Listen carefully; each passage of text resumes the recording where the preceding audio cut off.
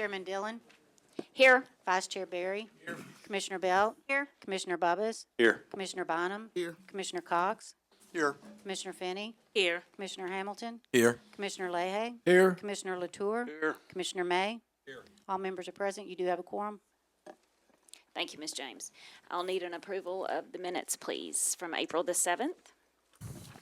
Madam Chair, I move for approval of the minutes of the April 7th, 2016 meeting of the Little Rock Planning Commission.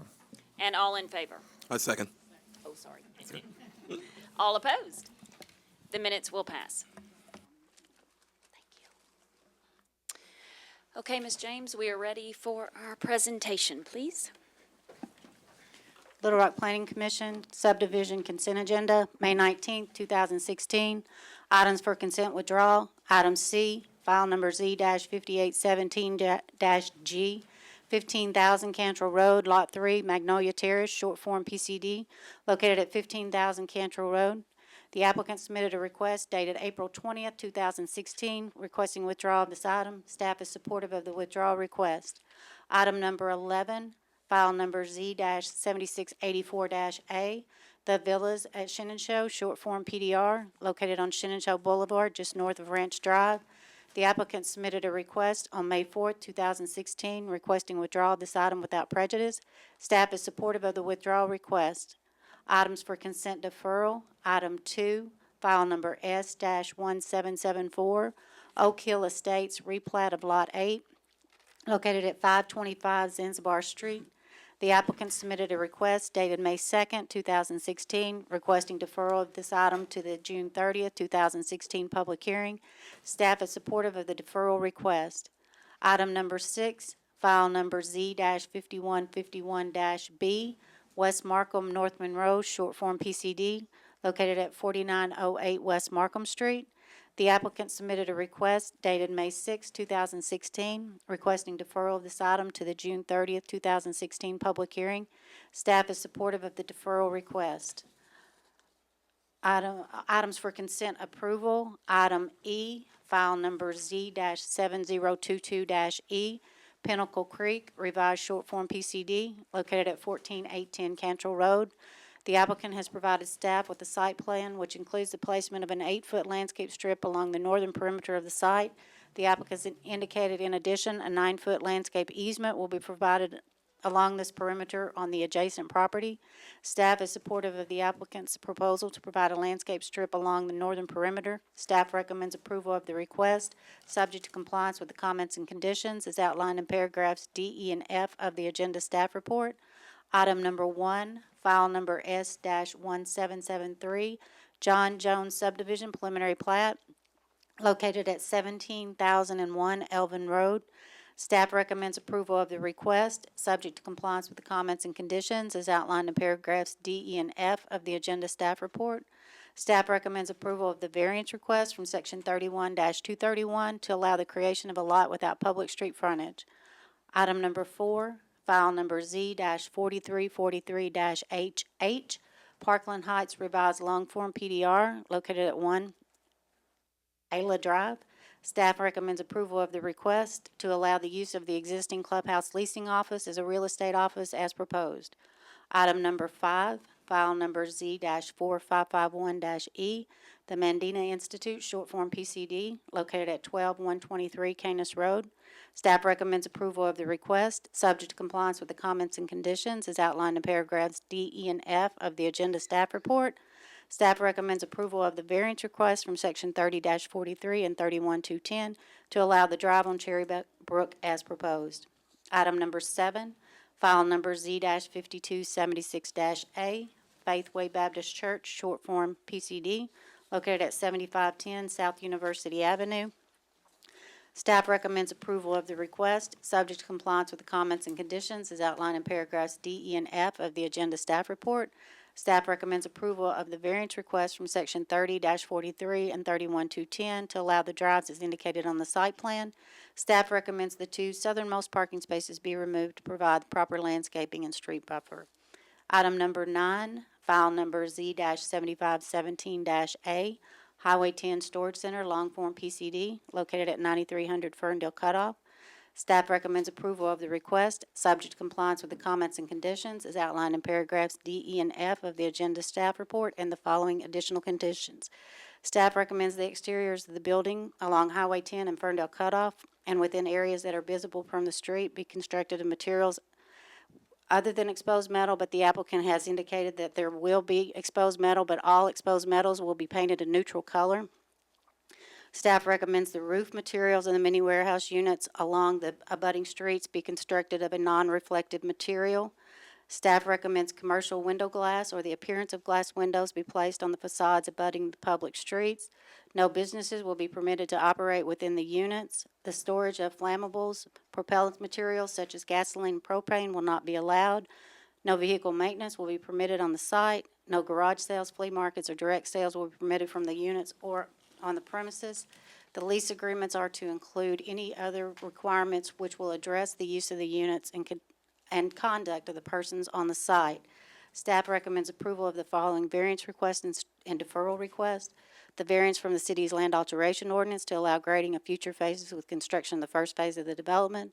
A deferral of the Boundary Street ordinance requirements for the construction of Ferndale Cutoff until the second to the last phase or until phase 4. And the variance from section 30-43 and 31-210 to allow the placement of the drive on Ferndale Cutoff as proposed. Item number 10, file number Z-7527-A, Wasad Development Short Form PCD, located at 4918 Baseline Road. The staff and the applicant have worked to revise the site plan, which now is agreeable to staff.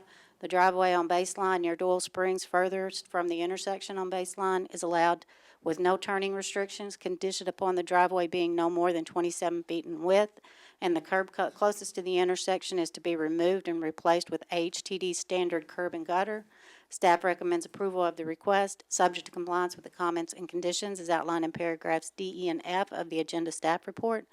Item number 12, file number Z-7756-A, Axion Practice Management, short form PCD, located at 610 President Clinton Avenue.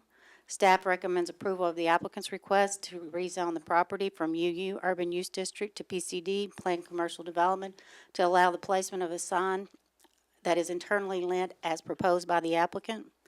Item number 14, file number Z-8605-C, SRVC Canis Revised Short Form PDC, located at 11601 Canis Road.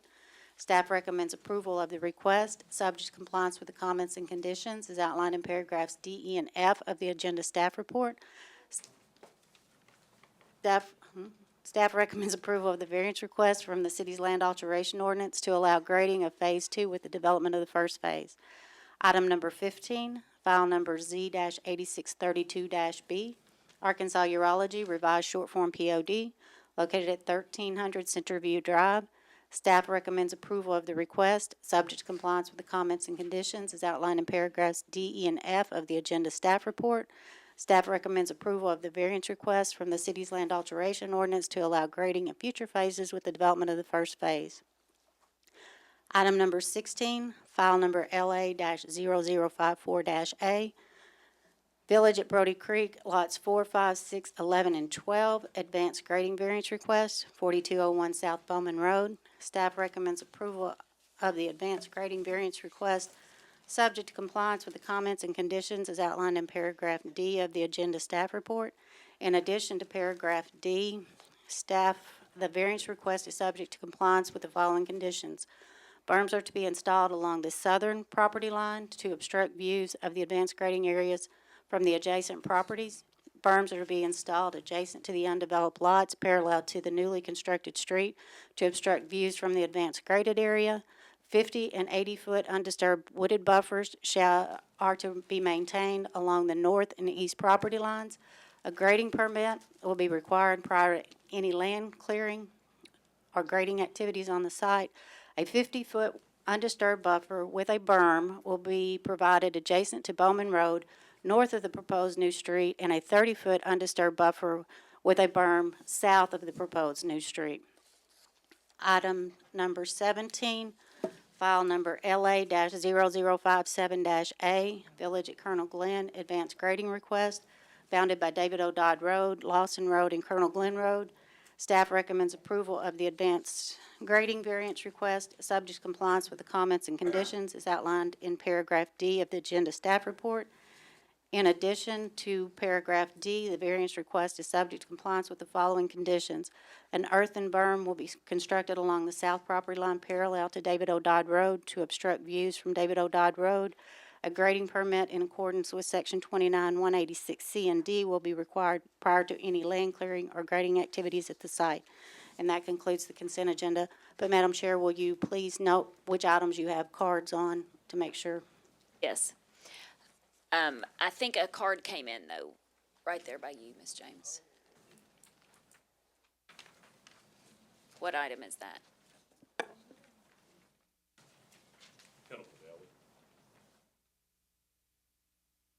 Which item? Oh, okay. That would be item number.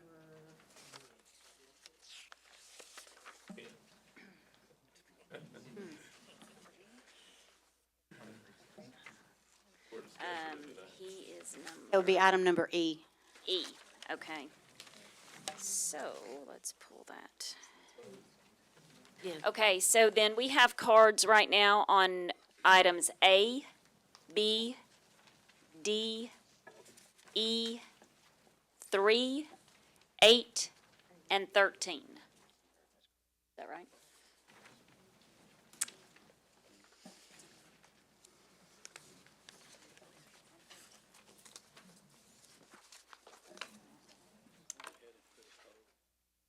Okay. Okay, thanks. Okay. So we will need a motion, please, for the consent agenda. Yes, let the record reflect I will be recusing from item number 5 on the consent agenda, please. Okay. Madam Chair, I move for approval of the consent agenda as read by staff with all staff recommendations therein. Second. And all in favor? And all opposed? The consent agenda does pass. If one of those was your items, you are free to go. But you are more than welcome to stay. We had 3 cards on item number 2, and that item was deferred. To what date, do we know? Let's see. May 2nd. Item 2 will be heard on May the 2nd. If you came for item 2, right? Oh, I'm sorry. June 30th. Sorry. June 30th. We're already past May the 2nd. Who were the twos, though? Did that say Shipley? Shipley, yes. I think they have the wrong. Yeah, there wasn't a. Shipley, Evans, They- that's not their and issue. I think Shipley. it's B. Oh, Is B your, which item number? The Richardson. they have the wrong. Okay, sorry. Your item was not deferred.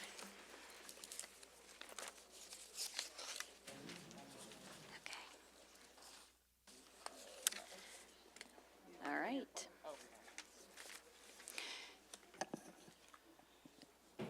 Okay, we'll begin with Item B. Mr. item B. Paul's not here Okay, yet. we will move item A. So item B, please. Item B, file number Z-8503-D, Harry Kites, long form PDR, located on the west side of South Bowman Road between Brody Creek Subdivision and the point of Brody Creek Apartments. This item was before the Board of Directors at their March 1st, 2016 meeting, and during the discussion, the applicant offered 3 amendments to the application, which the Board of Directors determined were significant modifications and requested the item be returned to the Commission for review and consideration of the 3 amendments. The applicant has provided to staff their intent for the 3 amendments, and they have changed somewhat from what was printed in your agenda, mainly number 1, which the applicant has agreed to construct a single-lane roundabout, including landscaping and restoration of landscaping within the right-of-way provided or when warranted, and within 5 years of approval of the PDR, the developer will pay the City of Little Rock for the cost of construction or construct a traffic signal. The constructed signal improvements consist of necessary poles, foundations, mast arms, signal heads, pedestrian poles and heads for pedestrian crossings as needed, conduit wiring, cabinet controller, radio, video equipment, electrical service, connection, and all incidental work related thereto.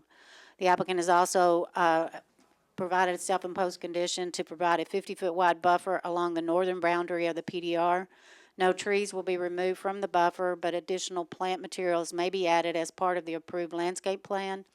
That portion of the PDR marked proposed residential will be developed as single-family residential with lot widths and home sizes similar to those either in the Brody Creek and/or Woodlands Edge developments.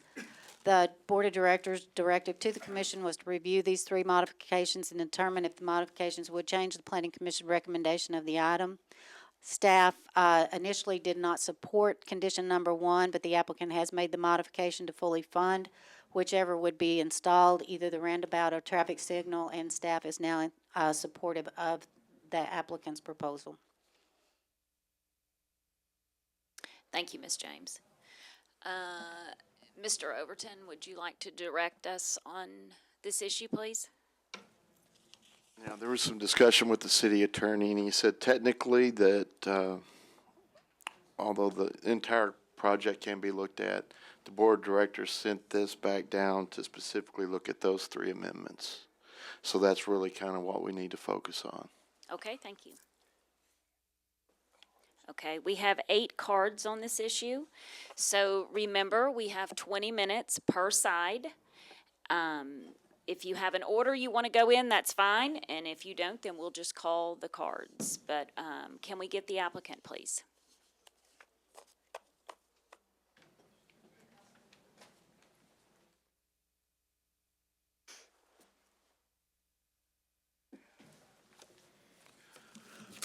Chairman Dillon, Commissioners, my name is Tim Daters. I'm a consultant engineer with White Daters and Associates here in Little Rock, Arkansas.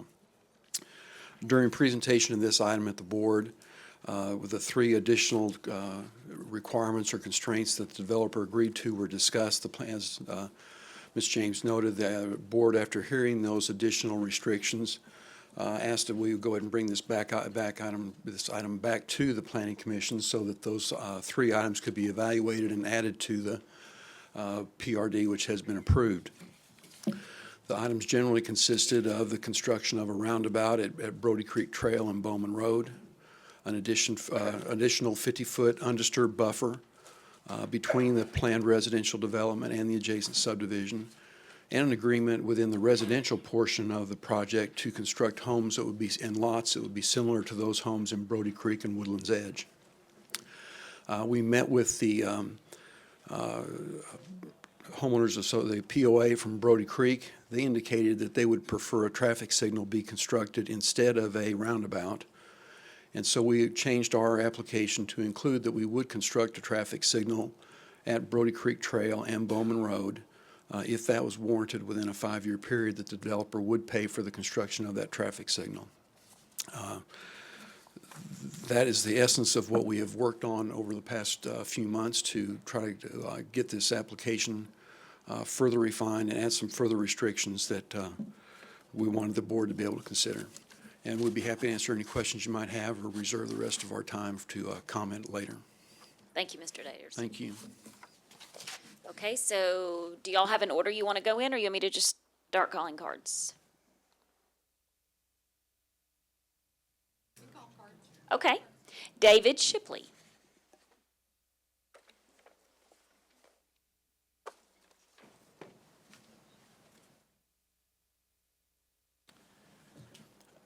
My name is David Shipley. I'm a resident of Woodlands Edge. I've been there for 7 years. And my biggest issue with this is that here we are once again trying to move forward apartments in our area when we already have an abundance of apartments in our area, which are like a cancer down the road for our area. Because what'll happen, I think some people talk about Leawood, with the abundance of apartments in Leawood, how those apartments built 20 years ago have caused issues in that area. We need to really look at what's happening along South Bowman. The willy-nilly approach to development is not the best way to do it. We need to think about long-term planning for this area to bring all the neighborhoods into it. And the interesting thing about that is that Woodlands Edge POA even though I've asked them 2 or 3 times for additional comment, or if they've had any conversation with the developer, has either not replied to my email or said they haven't had a conversation with him in quite some time. And I can forward that email to you if you'd like. So not everybody's on board on this. There still needs to be time to, let's take 2, 3 months, to put this back. Let's reevaluate, bring everybody to the table. Let's put everything out in the open. That's one of my other issues with this, that there's been no or very little transparency in this whole process. And here we are again. People in Brody Creek all have issues with what's going on in their neighborhood that's kind of torn their neighborhood apart. That's not really the case with Woodlands Edge. I think, Jan, you live in Woodlands Edge, don't you? No. You don't? Okay. I'm there a lot, but I don't live there. Yeah, okay. But you build there, right? Yes. Right. And you know, Woodlands Edge is a special place.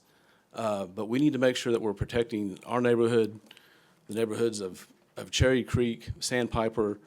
Yeah, frankly, I think Little Rock needs more single-family homes. And we need it within Little Rock. Cherry Creek has been a great neighborhood for first-time home buyers. We need more neighborhoods like that. And if this property remains zoned single-family, as it should, then that could possibly be the case. So I would like to ask that the Planning Commission think about what they're doing. Let's take some time to really make this thing right for everybody, and let's put this thing back 3 months or so. Thank you, Mr. Shipley. Jane Evans. Oh, sorry.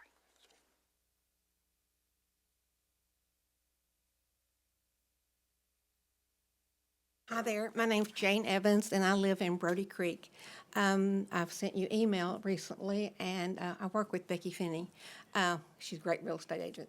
Anyhow, just a few minutes before I came to the meeting, I got a phone call. I'm a master gardener, not a good one, but I am a member.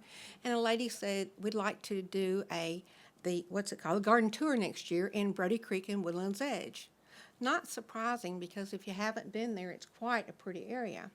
So I was in the middle of making the name tags, and I went, I am really busy. When she came in, I thought, I'm really busy. I've got to spread out on my table, but this is what I'm working on. And she said, apartments where? And I went, behind my house.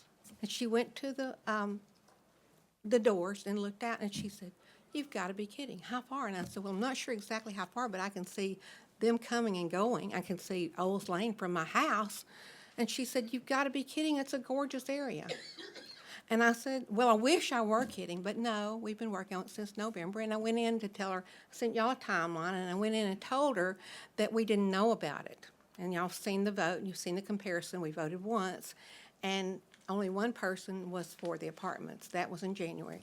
And progressively, more people voted for it after time and delays. But anyhow, she said, well, we really are, we're considering places, but we are thinking about Brody Creek and Woodlands Edge. But if you're building apartments out there, well, you can't be building apartments back in May of next year. If you are, we won't be able to do it. And that's one of my concerns, because she saw it as pretty enough to do that, and yet apartments to her. I rode with Uber this week. I don't get to drive, and I rode with Uber, and he said, oh, you live in the apartments? And I said, no, I don't live in the apartments. I live in a house. So as a real estate agent, we learned to ask these qualifying questions. And one of those was, oh, you tell me about your fairs. What ages are they? Well, they are usually not long after college. And I said, okay, when do you pick them up? Night. Oh, okay. Are they nice? Most of them. What would you assume that they've been doing? Oh, they like to get out and have a good time. And I said, well, I was told that these are professional people back there. And they said, well, generally professional people probably can't get out and have that much fun at night. So that was one. And then, let's see, I've had two. Oh, I met a new neighbor. And she said to me, now I try not to give away where I am, because I made lots of calls. I've called over 120 calls, maybe more than that now, but to remind people about the meeting. And I don't say I'm against the apartments. I just say, tell me where, this is when it is. I'm reminding you to come. But so I met this new neighbor, and I said, she said something about, I understand apartments. And I said, yes. What are your feelings? Bad. And I said, really? And then I said, okay, you just moved here. Did you know about it when you moved? No, I didn't. And the next question, once again, a qualifying one, would you have moved here had you known about them? And her answer was no. So I think based on the email I hope I've sent to you, I've talked to some of you, I'm very concerned. I've lived there for 12 years. I would not have moved there had I known that apartments were there. I think Brody Creek will heal in time no matter what happens. I think Woodland's Edge would heal no matter what happens. But right now, it's not okay. And that's why I'm here. And I have to say, why did the vote go from one to another? Could it be that promises were made? There's a concern about this particular builder because I've been to a lot of the meetings, and we are having some water. Also, I heard the board of directors talk about water. There's a runoff from the apartments on the 36th Street. We've already got a water issue out there just a little bit, and some of them, there's a French drain up the street where it's going one way. In my yard, it looks like you could go the other way. So I understand, and I don't know if I'm right. Real estate agents are taught to be very careful when you say something. I don't know that I'm right, but I have been told that there was a wetland back there. I don't want, when he builds there, to have another issue with the water. And since there's already been a runoff on 36th Street, I'd like for y'all to take all that into consideration, or if y'all don't do it, someone takes those things into consideration. And I appreciate your time and everything that you do. I appreciate y'all a lot more now that I know what y'all do. Thank you, Ms. Evans. Jamie Shipley. I do think we need to say one thing. Remember, the application has Gotcha. passed. I got We're you. here for 3 items. Okay, thanks. I understand that. I'm Jamie Shipley. Thank you very much. We bought homes in Woodlands Edge and Brody Creek and Cherry Creek and the other neighborhoods with the impression that zoning meant something. The land next to us is zoned single-family residences. Future land use maps were created a very long time ago, before there was additional development along Bowman, along Canis, along Colonel Glen. Homeowners are, for the most part, unaware that future land use maps exist. We buy based on zoning, which is single-family residences. When issues come before the Planning Commission, there's not a good mechanism for alerting neighbors in neighborhoods that these issues are coming up. The people who live directly within a 50-foot border are sent a letter, nobody else is notified. We didn't know that this was coming before the Planning Commission for the first time. We didn't know the second time it was coming before the Planning Commission. We didn't know that Mr. Richardson had been in discussion with our POAs, who didn't inform any of us. So you all didn't see us here at those meetings because we didn't know. We found out about the second one, I think, 2 days before it happened. That's very late notice for people who work jobs and have small children to suddenly make arrangements. And most of our neighborhood is filled with people who are still working. In most families, both parents work, and we have kids. So, and this is a meeting that happens at 4 o'clock when we should still be at work or taking care of our children. So that's an issue. If you polled everyone in the neighborhoods, I doubt very few people could tell you what the current proposal is that you all are discussing today. It's changed about 6 times. And depending on who Mr. Richardson's talking to at the moment and what day that is, it changes over and over again. The one thing that's remained consistent is that if we didn't get together as neighborhoods and support his proposal, then he would give us something that we didn't really like. And we've heard that numerous times. If you've heard that, raise your hand. Okay? So we feel bullied. We feel like we've been lied to and manipulated and threatened. And when we had momentum going and we are showing up en masse, Mr. Richardson takes advantage of that and delays the process. And that's happened on multiple occasions as well. And I'm getting to the 3 points, but I've got to make these points first. It's become incredibly obvious to us that the concerns of corporations and developers are more important than the concerns of the citizens who live in the neighborhoods. Why is that? We hear over and over again that the city of Little Rock doesn't have money to fund street improvements. And the only way that street improvements get funded is from the developers. Well, that puts the people who live in regular neighborhoods a bit behind the 8 ball, doesn't it?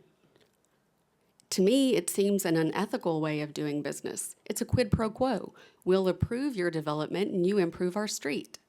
I have a problem with that. So what is the current proposal? Again, I'm a little confused, but I'm going on what I heard tonight. So the roundabout is in place, and there'll be funds put in for a street light if and when it's developed. And is there a time period on that? Was there a time period for the limit? 5 years? 5 years. Okay, so 5 years from now.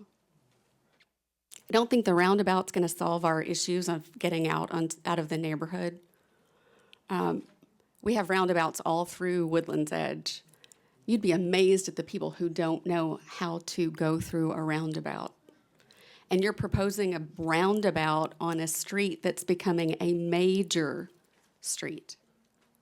Traffic at certain times of the day is terrible. I have no confidence that the roundabout's going to help us. And I predict that the city will be sending police officers and ambulances there on a regular basis as there'll be accidents. 50-foot wide buffer. I understand that you all took a tour of our neighborhood recently, and I hope you went down the street where the other apartments are being developed, and I hope you looked across and saw the 50-foot buffer for the other apartments that he's currently building. They're not a buffer. There might be 50 foot of scattered trees and sprigs and stumps, but it's no buffer. Single-family residences. This was the last amendment on behalf of the developer to appease us, and they're going to be Woodland's Edge style lots or Brody Creek style lots. And I have to ask, and I've asked before, and by the way, the commercial property, I'm guessing, is still part of the proposal for the front? Okay. You build houses there. Would you buy a lot priced like a Brody Creek lot or a Woodlands Edge lot, knowing that there are apartments and commercial property that close to where your future home would be? I wouldn't have. Anybody here? Anybody who would? So what happens when no one buys proposed lots?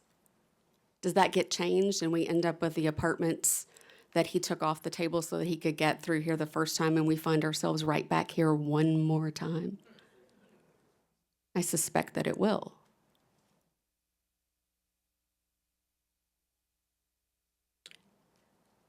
So my final point is that Mr. Richardson's met with the people of Brody Creek several times. He hasn't met with the people of Woodland's Edge since November.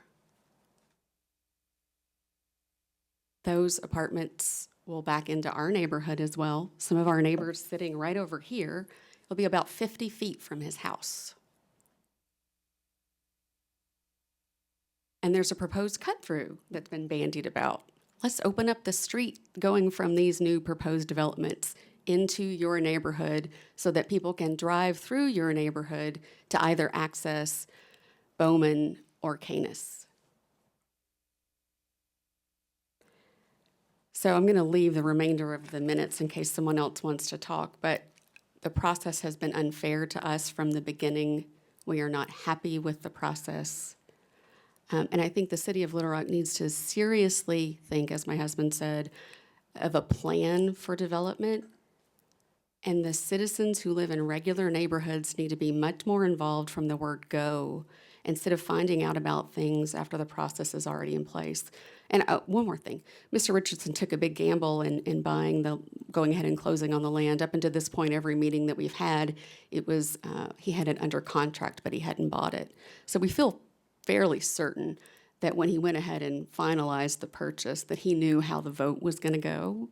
But I'll just tell you, I hope he ends up with a very expensive piece of single-family residence zoned property. Thank you. Thank you, Ms. Shipley. Doug Stewart.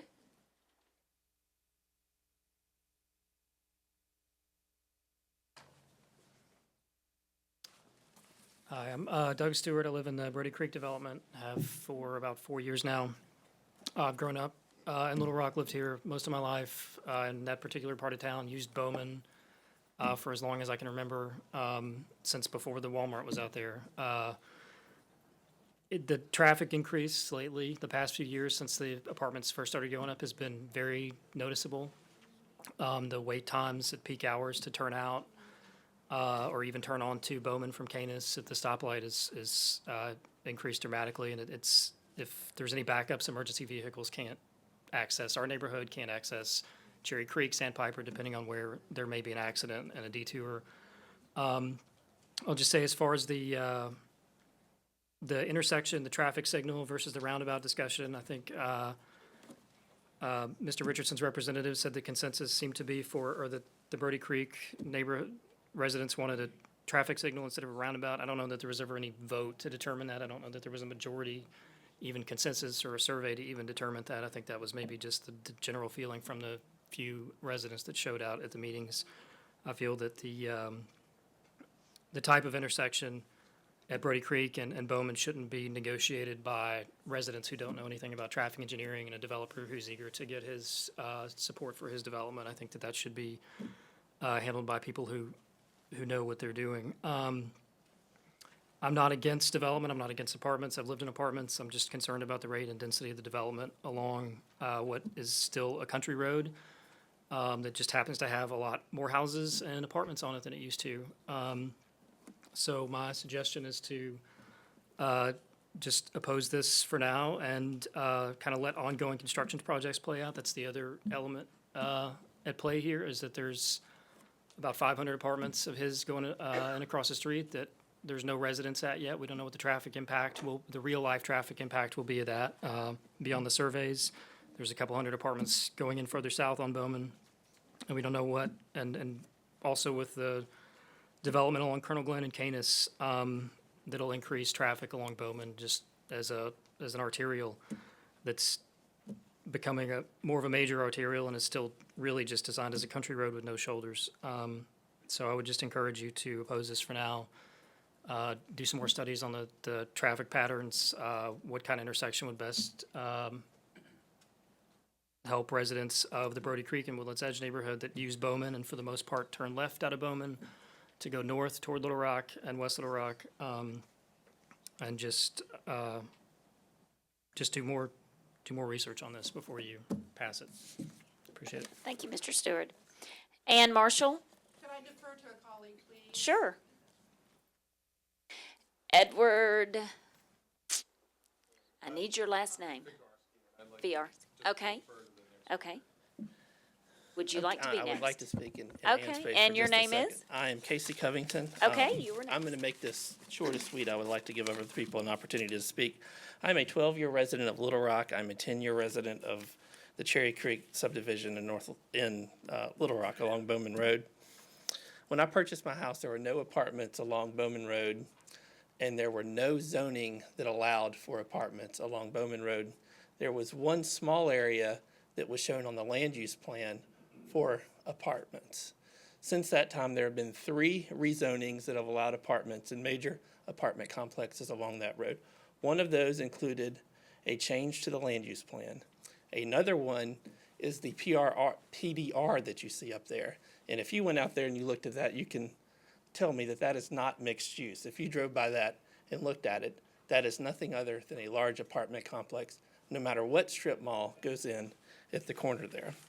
So in short, I'm going to say this. I'm troubled by the potential impact that the development in this development and other developments along Bowman have on the character of our neighborhoods, because we like the character of the neighborhoods we live along Bowman Road. That's not just Brody Creek. That's just not Woodlands Edge. That's Cherry Creek. That's Sandpiper and other communities as well. And that is the exact sentiment that Little Rock staff shared with you in October of last year. And no matter what concessions is being offered by the developer, that does not change that. Who wouldn't accept the 3 things that he presented today? But what I'm asking you to do today is to, 1, support existing neighborhoods. 2, to consider the entirety of this development. I'm a professional planner, and I have no idea how you look at 3 pieces of a development and not the full development. I'm asking that you let the Bowman Road corridor study be completed and that you vote no on this rezoning. And I thank you for all of your service. Thank you, Mr. Covington. Dan Veach?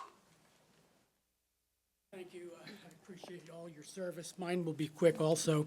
My wife and I moved here 4 years ago from Magnolia, and we purchased our home at Woodlands Edge, and with the idea that, and we checked where the zoning was and all, and it all looked fine.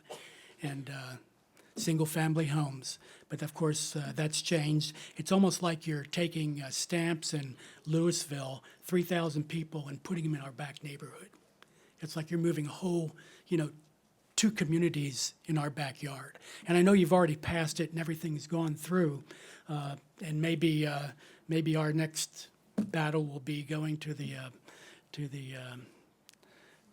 board of directors again. I'm not sure, but anyway, the city has got a development plan. They're not following it, and anyway, I just wanted to make sure you knew, because our home, I can see my home right there, and I got the certified letter, saying that we had, 200 foot from the area, and we're going to see the apartments, and it's not right, and we expect you to take care of us, the planning commission. We expect you to take care of us. Thank you. Thank you, Mr. Veach. Would the applicant like to come up and address this, please?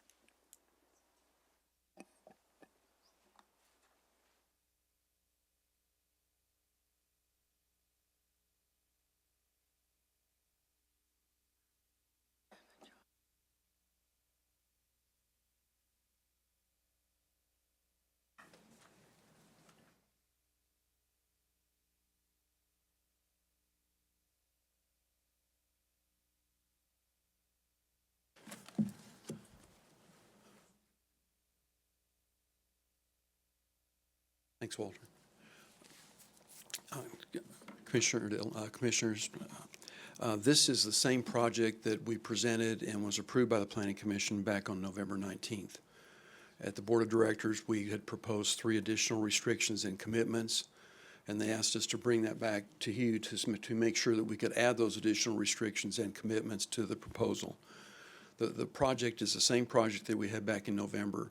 It's between 500 and 800 feet from all of the adjacent residential developments. The reason that all of the people got notified around the perimeter is because that area that you see along the top of the map there called proposed residential is part of this project. Part of this project is zoning that 27 acres single-family residential. And with this commitment, additional commitment from Mr. Richardson, the developer, he's agreed to develop that 27 acres in lots and lot sizes and homes that are similar to those in Woodlands Edge and Brody Creek adjacent to them. In addition to that, he's agreed to construct either a traffic circle or a traffic signal or a traffic circle, whichever the subdivisions want and the city will approve. And in addition to that, he's offered to provide a 50-foot buffer along the northern edge of this project, and that's a 50-foot buffer that will buffer single-family from adjacent single-family. So in other words, the residents in Brody Creek who abut this property are going to have a 50-foot buffer in their backyards, which will separate them from a backyard of another residential structure. So in other words, we're putting a 50-foot buffer between 2 residential developments. This was one of the requests that the Brody Creek POA thought was important, so we included that in our application. But again, this application is the same. There's still 27 acres of single-family residential zoning between the apartment complex and the adjacent residential developments. And I'd be happy to answer any questions you might have. Thank you. Thank you, Mr. Daters. Commissioners, questions, comments? Yes, Tim, my question's on the roundabout or stoplight, and I don't have a dog in which one, fight in which one it is, but why 5 years? Why can't he, I mean, if it goes through, why can't he put it in and at least help alleviate a problem that's there now? Why 5 years? It's not warranted today. In other words, we can't build a traffic signal today because it's not warranted. We do project, though, that it will be warranted in about 2 to 3 years with the existing traffic and the proposed growth in traffic. Excuse me, do you have to warrant a roundabout? A roundabout does not require warrants because we don't actually stop anybody. It's more of a delay. You don't actually stop them. But on a traffic signal, and Mr. Peters can address this more closely, there are several warrants that have to be, and when they What have to be happens met. 5 years from now if it's not warranted? The city still won't let you build a traffic signal. But we will build a roundabout if they ever want us to build a roundabout. So.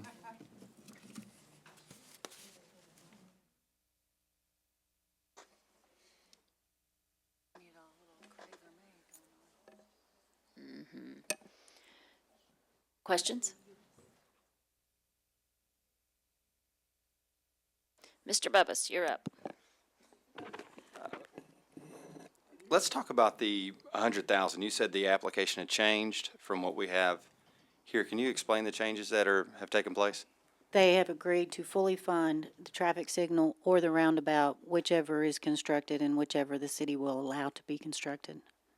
Okay, so they're going to construct that at the time that it's needed, but we're not, this proposal says that we're going to get this money up front rather That they're than gonna put it in lieu, in lieu of. right.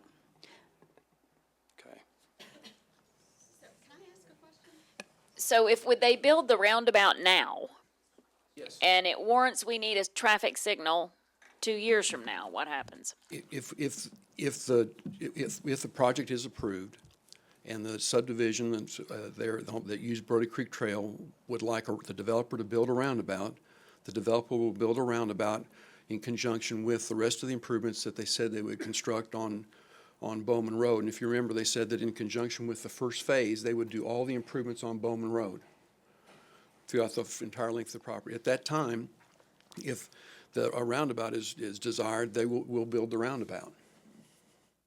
So there's no warrant or delay required with the roundabout. In other words, it can be constructed without a warrant Who analysis. determines whether it's a light or a roundabout? The city, I think, right? This is And my question, Madam Chair, would be, how is that determined? I mean, roundabout or traffic light? It's gonna have to come from our traffic engineering department, which would be best to keep a continuous flow of traffic on Bowman and also allow the subdivisions to not be sitting there forever. Yes, I mean, that's a city-approved project, so the developer can't put a roundabout without going through the city. So that's not really an issue for this discussion necessarily. What's important in the amendment is they agree to fully finance that improvement when and if it's allowed by the city. But if it were me and I'm a resident where you live, I want to make sure that that happens. I want to make sure that the money is there and then that happens. And I guess my question for staff is, why wouldn't we go ahead and just take the fully contribution amount for that, whatever that is, up front, just as a comfort to the people that are here today, and make sure that the money is there and we don't have any issues. And that's just a question that I would have for staff as to, instead of having a promise for tomorrow, why not get the funds today? The problem with that is what it costs the city to build a project versus what it costs the developer to build a project are not the same. The city's costs are extremely higher than what a developer can get a project built for. So we can work with them and we can try to determine what that cost is, but we also don't want to tie our hands that 4 years from now, when we get ready to build it, he says, I gave you the money to build that, Go ahead and build it, right. and it's not enough money. Is there any way to protect the residents from non-compliance or anything that we could do to, I guess my purpose in saying that is that we want to make sure that we protect them and make sure the project gets done the way we promised. If you accept these amendments, it's a condition of their zoning. Okay, And so if he doesn't do that, then we can, he's in violation of his zoning. okay. Yes, Mr. Latour. Was it 5 years if it isn't built? Is he off the hook? I mean, if that's the case, I think in 5 years, we need to take the money in lieu of, and then the city, I mean, we need to do the best we can for our residents here, right? So, I mean, in 5 years, if the city hasn't built it, I think that we should take the money in lieu of, and then if it's higher, if it costs more money to build, it costs more money to build, but at least we've done the best we can for our residents. Right.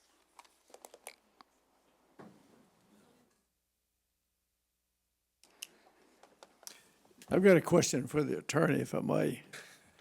If we take the money now and hold it, and when the time comes in 5 years, the city says it's not warranted, doesn't he get his money back?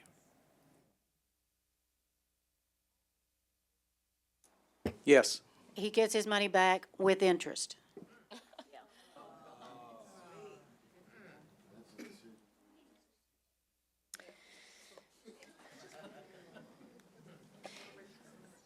So I think we're having a hard time with this one, a really hard time with this And one. Troy, the reason why that is, I mean, if you take money for something and then you don't actually use that money, obviously you do have to give it back. I mean, I've been down that road before where they took the money and they had to cough it up at the end. yeah.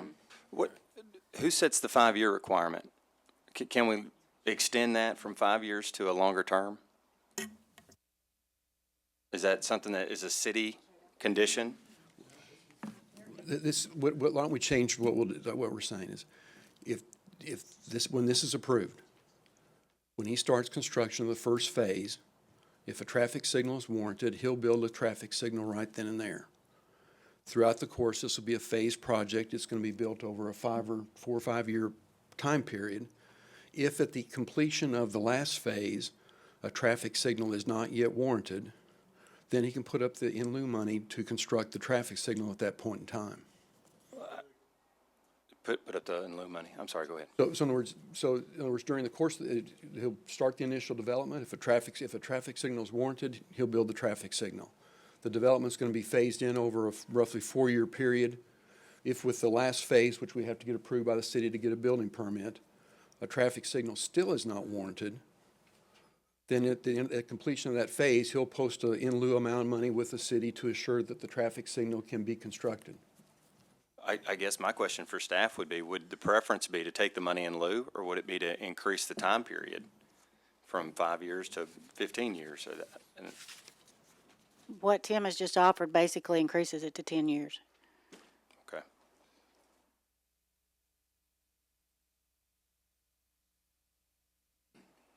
I guess maybe. Yeah.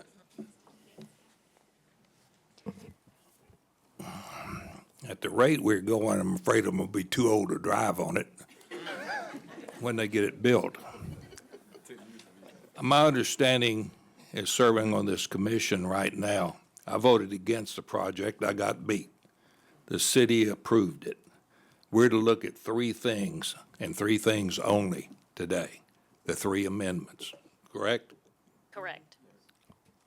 I call for a vote that we vote on this. What these people don't like, the apartment complex, and you may go back to the city board and get some help. You don't get any help here. We don't have that. We work for free, and sometimes it shows. They get paid. If you don't like what comes out of here, go to the city board and see if you got any appeal prospects. But right now, what I think I'm charged with right now is to vote on 3 amendments, period, and not worry about the stoplight or the roundabout. Well, I mean, that's what we're looking at right now. We feel like what is in front of us today helps you because it's already approved. Well, So, no, Yes. this commission has recommended approval of the project. right. It has not received a final vote from the Until city after it board goes of, back again. and it will go back to the city board after today's meeting. Okay. Yes. Well then, on November the 19th, I opposed it. I oppose it today with any conditions, and I send it back to the city board of directors to make the right decision. Thank you. Yes. Mr. Cox. Yeah, I think likewise, I think we all in our lives, whether it's personal or business, we all make decisions, and sometimes we get additional information we didn't have at the time. And I think, certainly in retrospect, I think we've received a lot of additional information we didn't have at the time. And certainly, I think, as certainly Ms. Shipley very eloquently pointed out, how all these, the whole area was zoned single family, people made decisions relying upon that. And I do feel as a commission, we did fail the residents of the area there. And certainly if possible, I think it should be reconsidered whether or not it should be zoned single family or rezoned. But, certainly I think, the idea that it is zoned single family, it was at the time and should remain single family. But that's not you already have voted on the project, and you've recommended approval to the city board. What's before you, and I know we're repeating ourselves are the three conditions that have been offered by the applicant. At first at the board sent it back for you to consider those conditions as part of the project. We're voting on the three amendments. So if these three conditions fail at this point, what then is the result? They appealed to the city board, We will take that action back to the city board, and Donna will do her thorough write-up and minute record and explain that, and then we'll set it for a board meeting and report back. Tony, the way I understand it is, and please correct me if I'm wrong, is that we've already voted on this, and now they've sent it back to us to make three amendments. So our vote on the original one stands, and now we're voting on the three amendments. So as a body, we are not voting on whether or not there's multifamily. We're not voting on that. All we're voting on is the three amendments.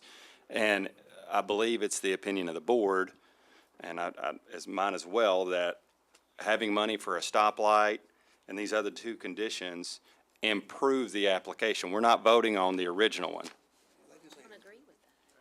I would vote that, I would believe that money for a stoplight would improve it. I think that, and what I'm trying to do here is to get better for you than what we even, I'd like to hear what she has to say. Is that even legal? I agree with what you're saying. I totally agree. I just want to make sure everyone's clear on understanding it. So, but I don't think they feel like this helps them. and I'd like to hear those arguments if that's it. That's what I I'm sorry, tried to what'd you say say? a while ago and didn't do well, I guess. I voted against it. I think a couple of others voted against it, but it passed. Your only hope is go back to the folks that make the final decision. But what we're voting on now, why wouldn't anybody take money if they're offering it or pay a bigger? I think we stand a better chance of having it defeated if you say no. And frankly, that's what we want. You wouldn't have passed it if we would vote differently now. You need to let that be known to the board. The problem with what happened November 19th is that there was no notice or adequate notice for all the neighbors to really understand what was going on. So here I think we are talking about these amendments here and there, and we need to go back and look at the whole process from the very beginning and then move forward and make it become. Okay. Yes, staff? We have a question, whether the question has been called by Commissioner Leahy. And if that's the case, then that ends discussion. Okay. Right. Well, I want to, before we vote, are we about to vote? I'm sorry.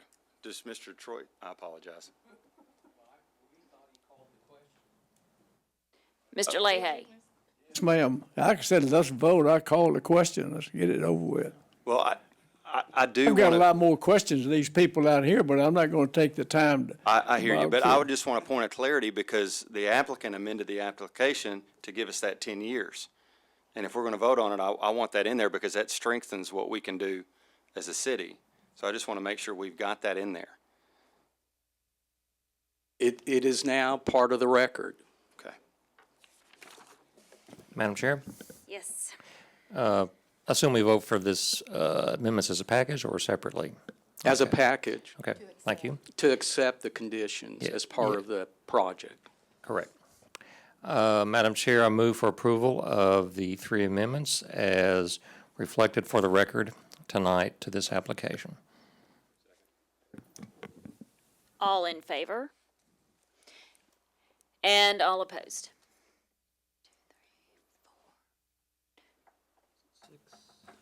7-4, 7 ayes, 4 noes. The items pass. Thank you all for coming.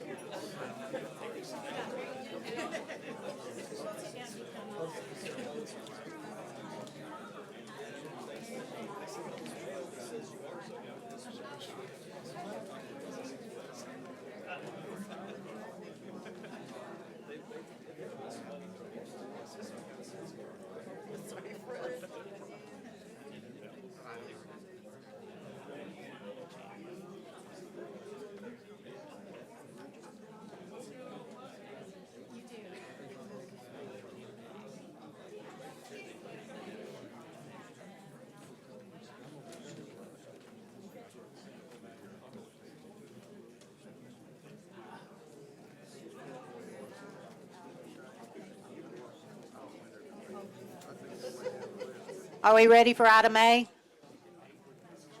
Yes, ma'am. Are we going to item A? We are going to item A. Okay. File number Z-9108, Paul, short form PID, located at 1401 East 9th Street. The application was deferred from the April 7th meeting to allow the applicant and staff to review the applicant's proposed parking agreements. The applicant has worked to secure parking agreements with nearby property owners, although the off-site parking is typically to be zoned as used. The proposed use of the site, staff does not feel rezoning of the secured parking agreements is necessary. The applicant has secured parking agreements from a property owner to the west, which contains 9 spaces and indicated parallel parking, has indicated parallel parking can be marked for his lot with 3 spaces for a total of 12 spaces. The applicant has also indicated within the street right-of-way along his building frontage an additional 3 spaces can be secured. Typically, street parking is not used when calculating the required parking for a site. The applicant has stated the office spaces will not be rented, or if they are rented, the events will take place during off hours of the office use. The total building square footage is 2,132 square feet, and the applicant is proposing 1,500 square feet of floor area to be used for the event center. Parking for the office portion of the development is typically 1 space per 400 gross square feet of floor area. Total parking required for the office would be 5 spaces. Parking for the event center is 1 at 100, 15 spaces. So based on the typical minimum requirement, a total of 20 spaces would be required. Staff continues to have concerns with parking and available parking on the site and within the general area. As noted previously, Shaw Street is narrow with open ditches for drainage. East 9th Street does not allow street parking, and staff feels any overflow parking will filter into the neighborhood and impact the residential homes in the area. Staff continues to recommend denial of the request. Thank you, Ms. James. Would the applicant like to come forward, please?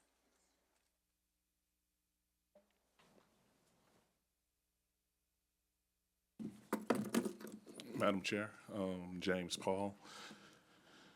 After several months of going through, hold on, my wife just want to call me right now. After 7 months of going through this and trying to figure out what the problem was, I actually see the potential problem. What I do propose is that the space that I'm allotting, I actually remeasured my square footage inside, and it's only 1,400 square feet that the actual event center is going to hold. So it does take away some space from me. And I also did the measurements across the side, across the length of the establishment. It actually gives me 8 spaces, and then I've allotted 10 right across the street from me, right adjacent to my property. So that right there gives me 18 spaces. Right now, the 3 offices are not in use, and I'm not planning on renting it because that is not my concern. My main concern is the event center. So those spaces will just go not used for the office space. When I look at what I'm trying to do is, this gave me a chance to put it better in words. I'm only trying to do my events on like a Friday, Saturday, and Sunday.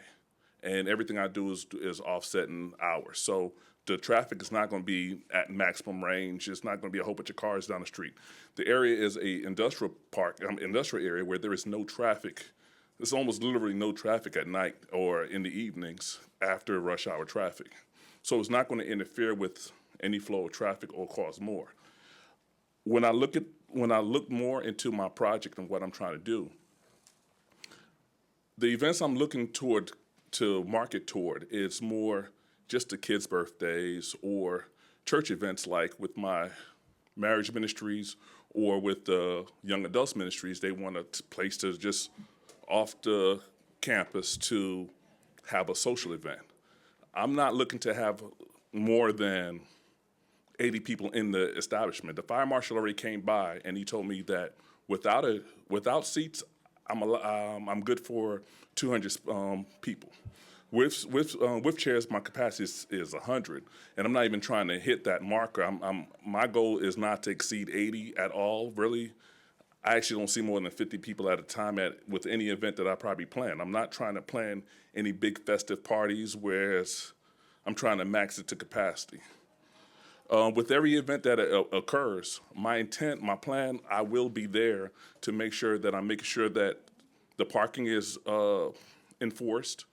And if there's any issue that arise, I know I will either receive a fine or I'll be called back to discuss the fact that I'm not compliant with the laws, the agreed upon establishment.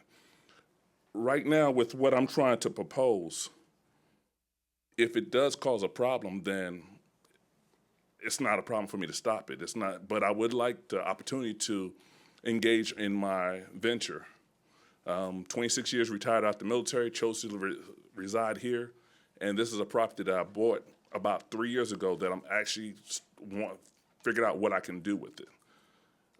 And hopefully the board votes to allow me to proceed with my event venue.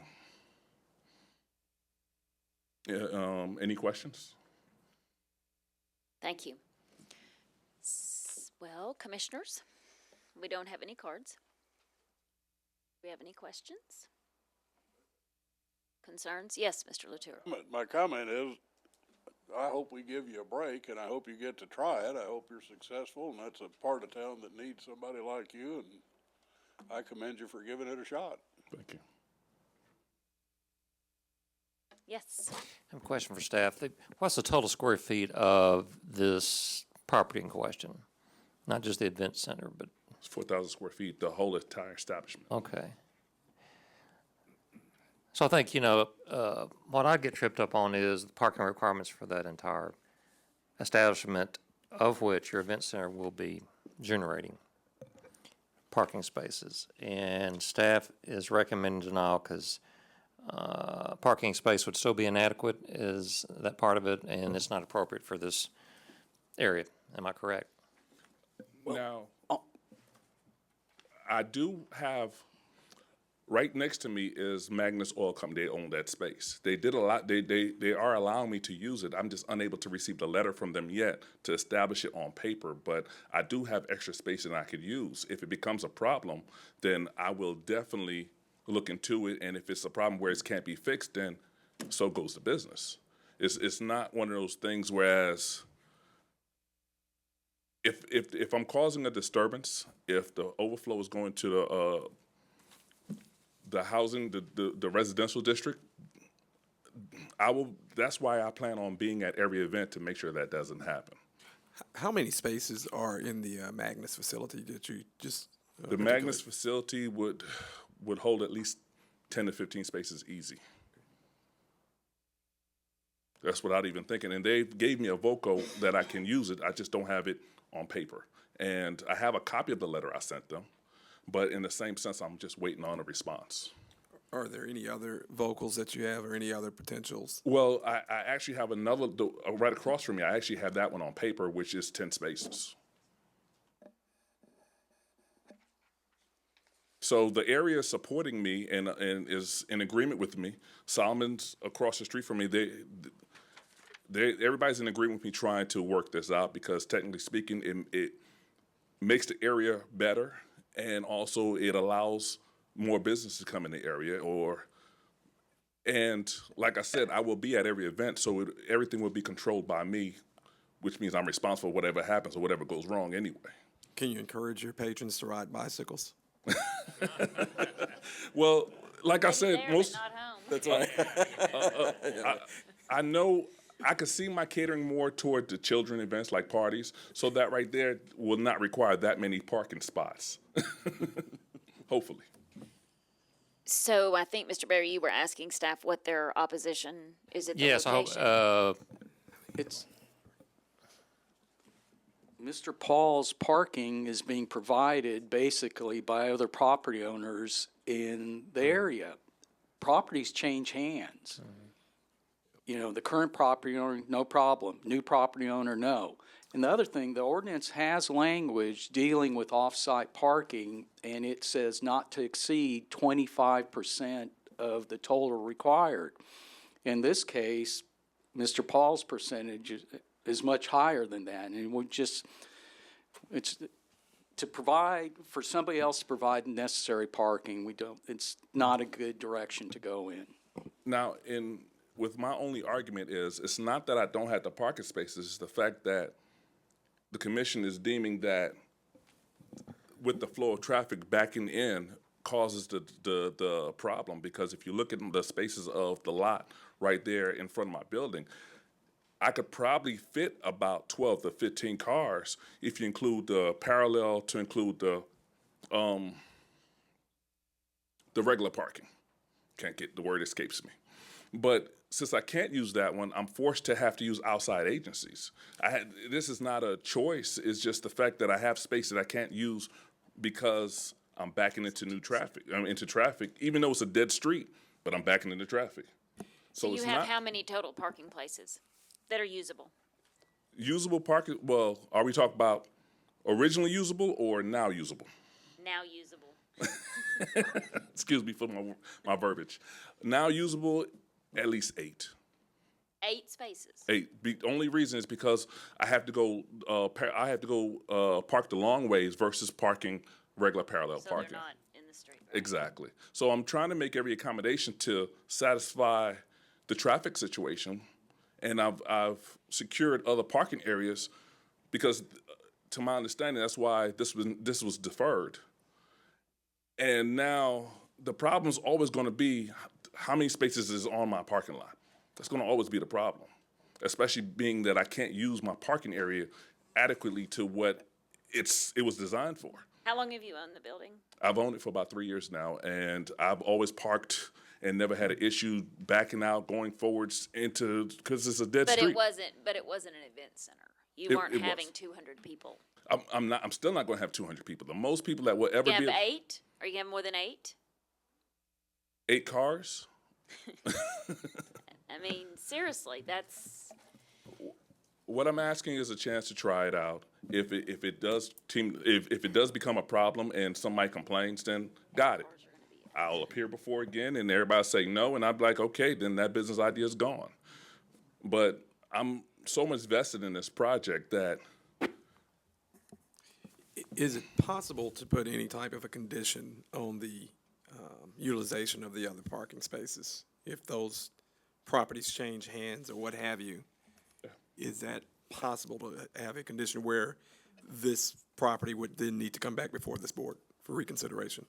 Absolutely. You can put that contingency in there. He would either have to come back before the board or he would have to provide that parking. Okay, right, exactly.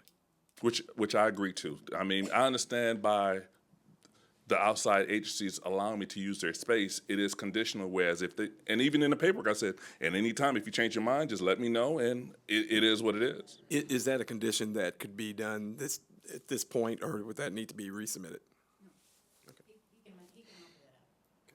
And I definitely offer that up. That's understandable, that's acceptable. So you're amending your application? I'm amending my application to agree that if my agreements with the outside parties for parking changes their mind and takes the space back, that I will have to reappear before the board, yes. Or find an alternate solution or shut down.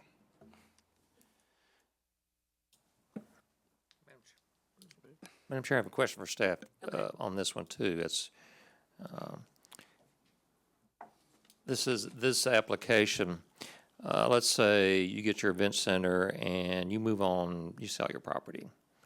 Can that event center still can be there under some other's ownership. Is that correct? Unless it's limited to his ownership, that is correct. Yeah. Will you amend it to limit it to your ownership? Yes, because if I ever sell it to someone else, I guarantee they won't be looking at something else. They'll just look at the land anyway. So I agree to that amendment. Which I think is an interesting point before we go through all of this. Okay? Okay. I really admire what you're doing. I mean, you are a hard charger. You're coming back and you're not taking no for an answer. We've seen you like 3 times. I know you're calling staff, wearing them out on the phone, so I know that this is happening, meeting in the office. But I don't know how to say this, but if we approve this, I just don't think you're going to like us very much down the road. It's just not a good fit. Tony has said it. He's right. Having 8 or 9 parking spaces for an event center is just not a good fit. You know, you're a sharp guy. I think you can figure out a use for this property, either as office space or something else that's more suitable. But here, I think if you'll spend some energy looking for, there's a lot of spots that you can use for it. It's not that I can't rent the space, but me renting the space is not doing what I want it to be used as.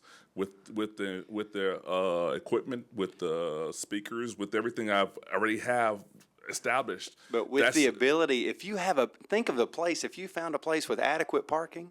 But in the same sense, that you new could do space that so I purchased, well. but in the same sense, that new space that I purchased will cost a whole lot more. And Lease it. You can do it, I'm telling you. This is not a good fit for this property. I know everybody on the board here loves you, and they're trying to make it work for you. But I'm telling you, I just don't. Tony's right. The staff is right. This fit for this property is just not, it's not a good fit for this. And I think after you get this no today and you go back and look at it a couple of years down the road, you'll be like, man, I'm glad staff gave me a hard time on that. I would still love the opportunity to try. This is why this guy's going to be successful, because he don't give That's up, right. man. He's going to do good, I'm telling you. I call the vote. Let's vote. Madam Chair, I move for approval of this application as amended by the applicant to limit the zoning to his ownership of the property. And someone articulate the next one that I just. If No, not yet. neighbors sell or end up not letting him park there. And as long as he still has agreements with his neighbors for parking, which if not, would have to come back before city for approval, and accept that for staff denial. Did I get that right? That sounds. Is that close? And I appreciate all your services too. Okay, We second? need a Second. Second. And all in favor? And all opposed?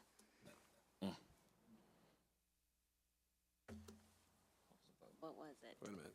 You have the right of appeal to the Board of Directors, so what you'll want to do is get with me, and I will help you through the appeals process. He voted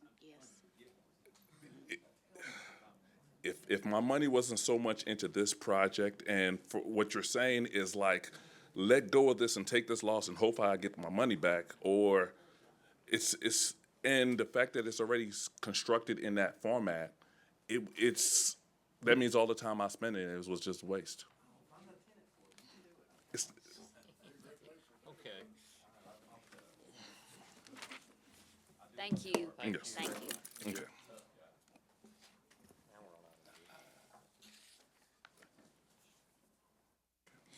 Item D, file number S-1277-D, Riverside Properties, revised preliminary plat located at 16100 Chenal Parkway. The request is revise a preliminary plat which is approved for was approved for a 5-lot subdivision in April of 2000. Of the approved preliminary platted lots, lots 1, 4, and 5 were final platted between April 2000 and July 2001. The area proposed as lots 2 and 3 were not final platted and remains in a meets and bounds legal description. The applicant is requesting a replat of Lot 1 and a revision to the preliminary plat for Lots 2 and 3. The applicant has indicated each of the areas will be platted into 3 lots. Lot 1 is proposed as Lots 1A, B, and C. Lots 2 and 3 are proposed as Lots 2A, 2B, and Lot 3. Lot 1C and 3 are indicated as lots without public street frontage, which requires a variance from section 31-231 of the Little Rock Code of Ordinances. Lots 1C and 3 will be served by a common drive between lots 1B and 2A. The common drive will be 31 feet wide, sidewalks constructed on each side, and we centered on 60-foot right-of-way public easement. The common drive will terminate at the south line of lots 1C and 3, beyond the south line of these two lots. And across the site in general, the properties will be served by a common access easement and cross-parking agreements. The request includes a variance from the zoning ordinance to allow maximum building height on lots 1C and 3 to exceed 35-foot typical building height allowed within the C3 General Commercial Zoning District. The building is proposed as a 3-story building with parking under a portion of the structure. It's anticipated the building height will be near 55 feet. Staff is supportive of the applicant's request. Staff feels the preliminary plat approval to allow the creation of the 6 lots as proposed is appropriate for the site. The lot sizes average from 1.6 acres with a minimum lot size of 0.09 acres. Staff recommends approval of the request, subject to compliance with the comments and conditions as outlined in paragraphs D, E, and F of the agenda staff report. Staff recommends approval of the variance request from section 36301D to allow the building height in excess of 35 feet. Staff recommends approval of the variance request from section 31207B to allow a private commercial drive to serve lots 1C and 3, and staff recommends approval of the variance request from section 31231 to allow creation of a lot without, or lots without public street frontage. Thank you, Ms. James. May we get the applicant, please? Chairman Dillon, Commissioners, I'm Tim Daters. This is a preliminary plat project. It's the site of the former Acura and I'll say this wrong, Subaru dealership. My wife will enjoy that. These dealerships have been relocated down on Colonel Glenn, and we've come up with a redevelopment plan for the property. They've tried to market the 2 existing buildings in their present configuration and have not had any success with that. This is an approximately 9.7 acre site. We'll be dividing it up into 6 lots. It is zone C3, but we do anticipate that the rear lots that you see up here labeled as lots 1C and lot 3 may be developed as an office building, which is why we've asked for the increased height. There would be parking along the south or lower side of that office building below the first floor, and then there would be parking lots north of those buildings underneath the energy easements that go across the northern portion of this project. All the street improvements are complete at this time. When these plats are recorded, we will record the cross access easements and the public access easement to get to lots 3 and 1C. If you have any questions, I'll be happy to answer them or come back and answer any questions. Thank you, Mr. Daters. Thank you. We do have one card. Dr. Lee Wyatt. I have a dental practice in Lot 4, just west of Lot 3. And, when I built that office in 2002, and of course it's really quiet. I'm a dentist, got to have a quiet environment. And I was told that the other land east of me would eventually be developed to office building, maybe retail. My main concern is Lot 2B. The driveway that runs in between, if a fast food restaurant is put there, it's going to create a lot of traffic by my office. Have patient window, have big windows that overlook the lawn there, and it's still quiet there, even though we have a lot of traffic on Kurt Road. I was told by Riverside Properties that I asked them what would be developed in that area. They said Lot 2B would be a perfect spot for a drive-through restaurant. And I'm not opposed to rezoning it, but if there's going to be some restrictions, not having a drive-through, sit-down restaurant would be fine, a retail space.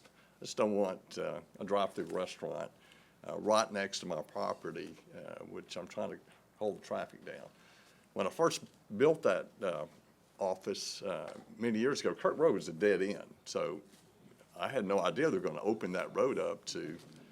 So now I've got that's a minor arterial now. So I'm concerned about traffic around my dental practice. And if it's rezoned, Lot 2B concerns me if it'd have a drive-through there. I might fish out of water here. I'm a dentist. I don't do this kind of stuff. This is not a rezoning request. The property is zone C3. This is a request to allow the creation of lots. It was Okay, previous. So what am I doing here? You wanted made a to good listen to all argument, the but Can there be any restrictions done, or? it's zoned. Okay, so why wasn't I informed of that? I mean, no one, I had no notice that this was going to be rezoned. My voice was not heard because I didn't know. This property has been zoned. This property was not a part of the PCD revocation, which was before the commission at their April meeting. That was the property where the automobile dealerships are at. But this property has been C3 for, I'm not exactly sure how many, but many, many, many years. Way before your dental practice. Okay, so I thought the whole area was planned commercial development. No, only where the automobile dealership was at. Okay, so the only issue tonight is subdividing it. That's correct. Okay, so you can put a fast food restaurant there. They could. Yeah, they can today, even without the plat. It'd just be a pretty big lot. All right, well, thank you. Thank you for coming. Okay, let's get a motion, please. Does anybody have any questions? I'm sorry. Does anybody have any questions for the applicant? Do I need to make a note of my recusal now or after the vote? Now. Okay. Just don't, okay.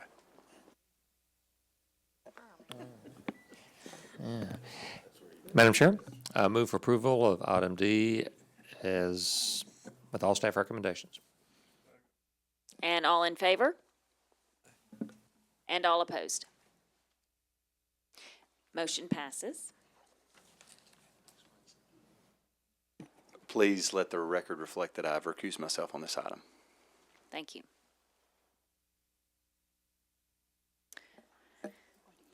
Okay, Ms. James, we are ready for item E.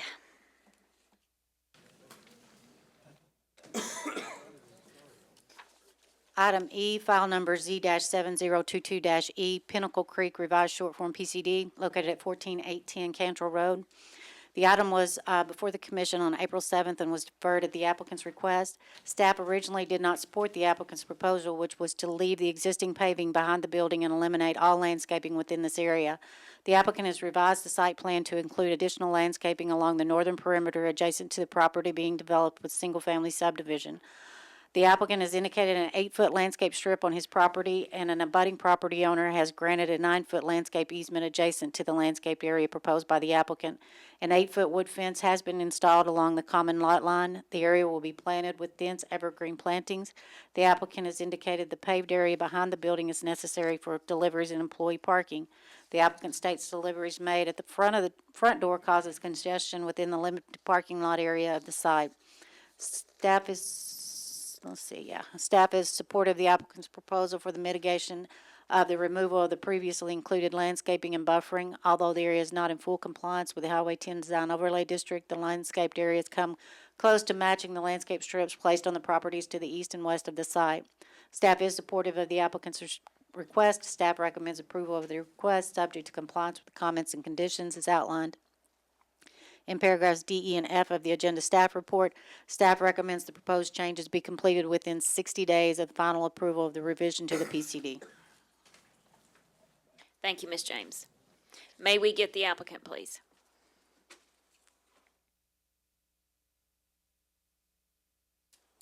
Madam Chair, my name is Frank Riggins. I'm with Craft and Tull Engineers, and I'm here representing the applicant in this matter. I believe that there's nothing that I can really add to what Ms. James has said. I believe there's a gentleman here who has a question about the project, and I'd be glad to answer that Thank you. when the time comes. Mr. Jones? Good afternoon. My name is Enos Jones. I guess I'm just concerned about all the field that's in the back, right next to Isom Creek. Is that going to be developed, or is that part of this project, or what? Okay, and is that your only question? And we'll have him come back up. That's basically it. Okay, and address it. So let's let him come back up and he can address that for you.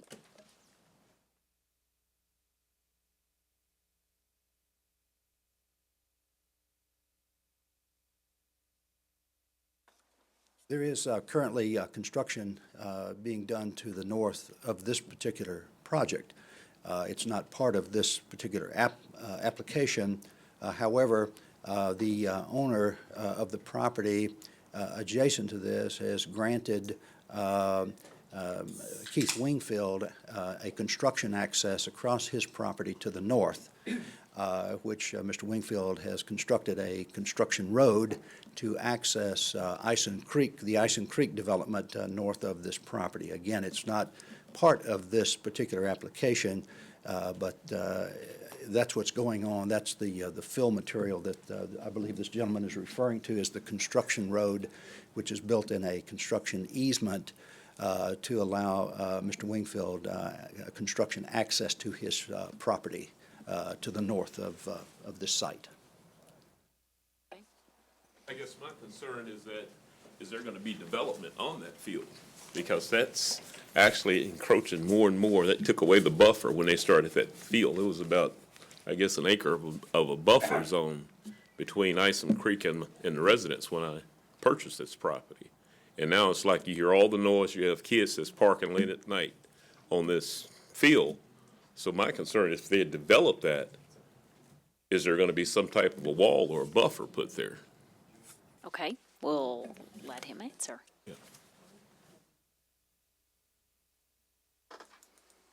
This material for the construction road is probably several hundred feet away from Ison Creek. It is right in the northeast corner, just off the northeast corner of this site. Again, providing access for Mr. Wingfield to Ison Creek. And so this material that Mr. Jones is referring to, in my opinion, is not threatening Ison Creek, nor is it encroached in any buffer that hasn't been agreed to either by easement agreement or by the zoning for the property. I hope I'm answering that, Mr. Jones. My question was, is there an intent to develop on that? Well, certainly, the property immediately to the north of this property is currently being developed into a single-family residential development. The property to the east of Mr. Wingfield's property, that is northeast of this particular site, that is part of this application, there are no plans currently to develop this site. However, at some point, I'm sure the property will be developed. At that time, it will come back before the Planning Commission and have to be considered and approved before anything would happen on that site. I hope that answers your question. Okay. There are no current plans for that particular piece For of that property. piece of property, Yes, okay. that I think that Mr. Jones is referring to. Okay, so there are no plans at this time, and when that does happen, it will have to come and be brought to the staff and the city. We'll get notice, right? Yes. Okay. Any questions from our commissioners? Okay, let's get a motion. Madam Chair, I move for approval of item E with all staff recommendations. I'll second. And all in favor? And all opposed? The item will pass. Thank y'all. We are on number 3. Right? Right. Mm-hmm.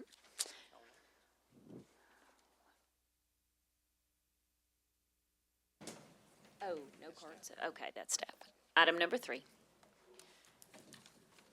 Envy Nightclub, short form PDC, located adjacent to 7200 Colonel Glen Road.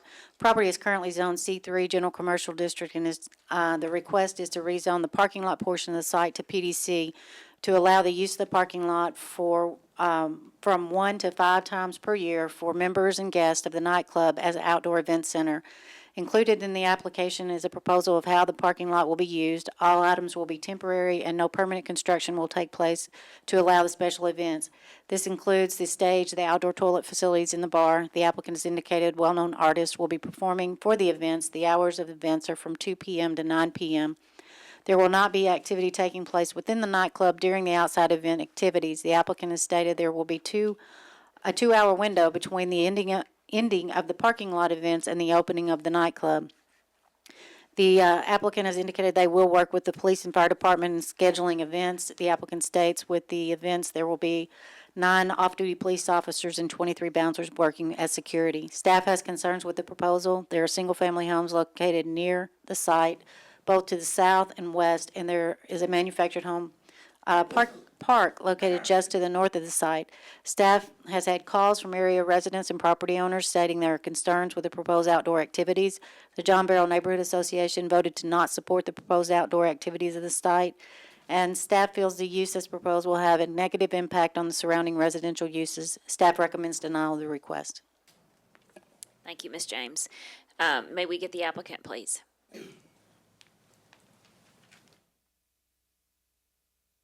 Chairman and the Commissioner, I'm J.D. Lipscomb, the owner of the property.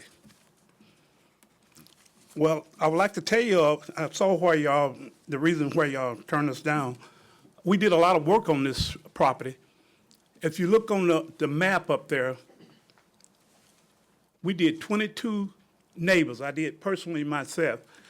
I have signed copies of 22 of my neighbors surrounding that property sign off the okay.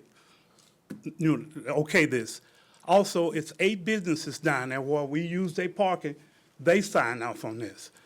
I didn't get not one person in that area signed and say they didn't want it to happen. I don't know who the people were. Most of the people on the neighborhood association doesn't live in that area at all, period. And I talked with the chairman there, and she said it was 15 people there. 10 of them voted against it. 3 voted for it, and 2 didn't vote at all. But she said none of them live in that area where our business is. When I started this operation, I went and talked to the chief of police. He approved it. You can check with him. He approved it. I went to the ABC. They approved it. They were in line with you guys. If you all approve it, they'll approve it. I have it in writing. They send me a letter. I did all the groundwork that I possibly could do to do this. And if I had problems with my neighbors saying they didn't want it, trust me, I wouldn't even try this. I wouldn't even go into it if I could run into anybody that live in that area. All the houses that you see around that area, I went personally myself. I have the address and names where they signed that say they didn't have a problem with it. Most of the times it's going to be on a Sunday afternoon when we have it. And one of the reasons we're doing that, all the businesses down under that where we use their parking, they close on Sundays. We need to really do this. We're looking for greater entertainment. Our business inside is not big enough. Inside is only 680. The fire department said we could have 1,600 people outside. With having that, we can bring bigger artists and nicer artists to this area. We do a lot of live entertainment, but some of the people that we would like to bring, we cannot make enough money inside to pay for. And if we have the shows outside, we can do that. And this is what I don't know what the people are thinking.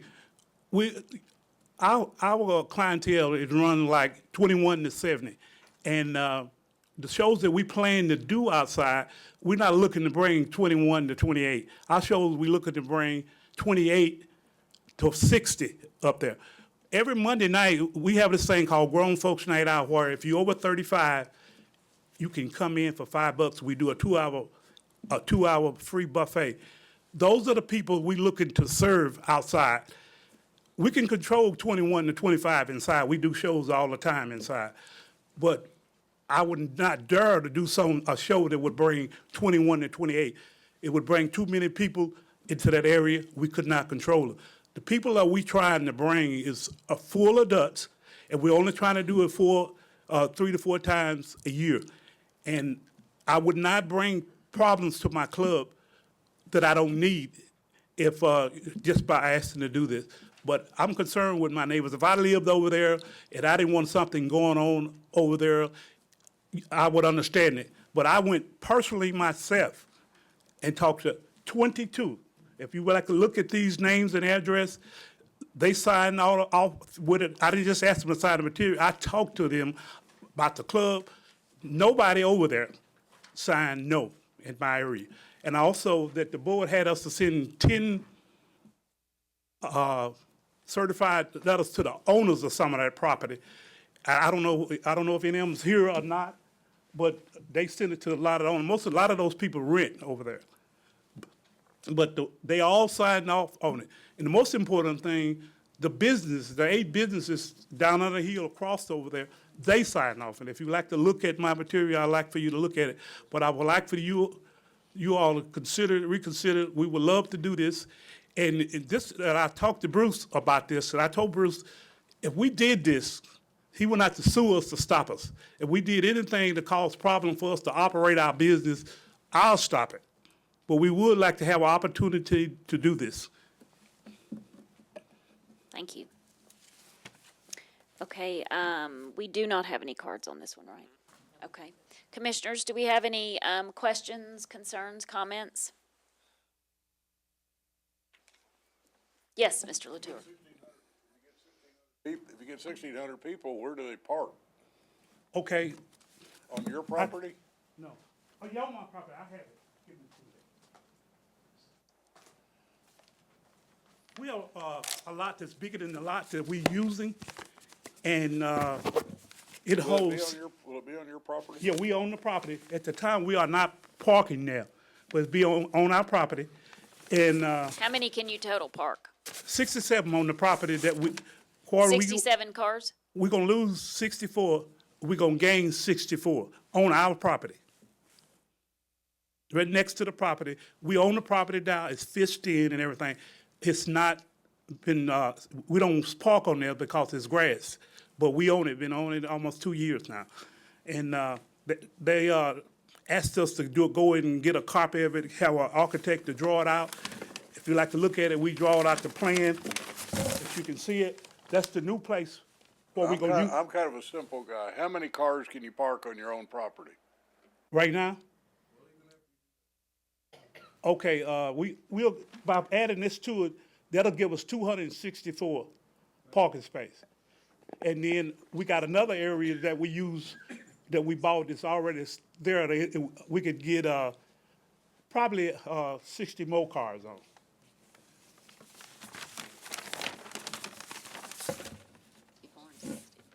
But they asked us what we're gonna do since we lost that. I have the plans here, what we're gonna do if they agree to do it. So just for clarity on the parking, if this were to go forward, from what I'm hearing 320 spots. Something like that, it might be more. Okay. That's not even counting the 8 business, we use, the 8 businesses down under here, we use their parking.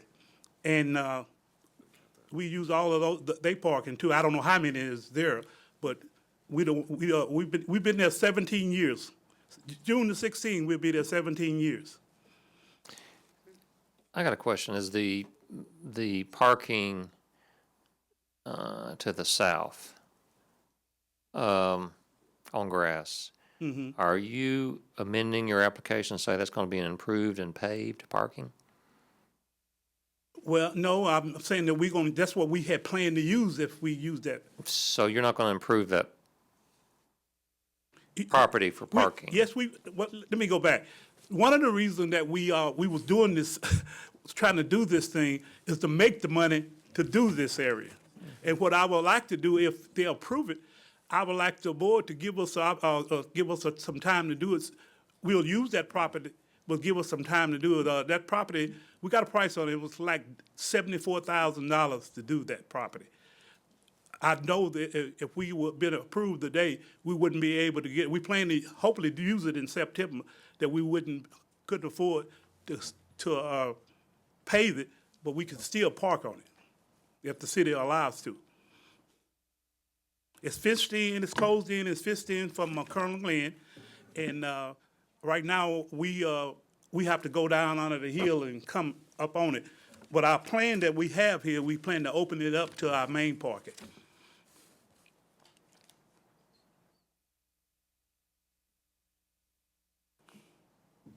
May I see the plan, please? Yeah.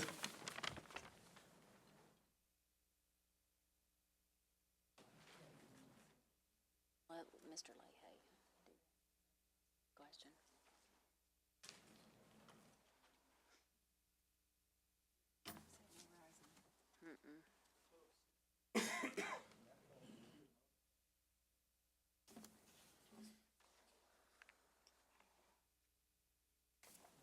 So this is the parking that's unimproved.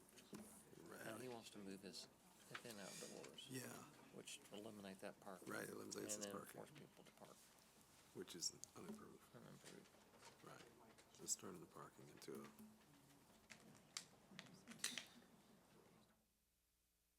Is that now grass? Yes. Yeah, I think so. I just want to state we just turned the guy before us down because he was gonna park We have on the somebody same else's issues. property.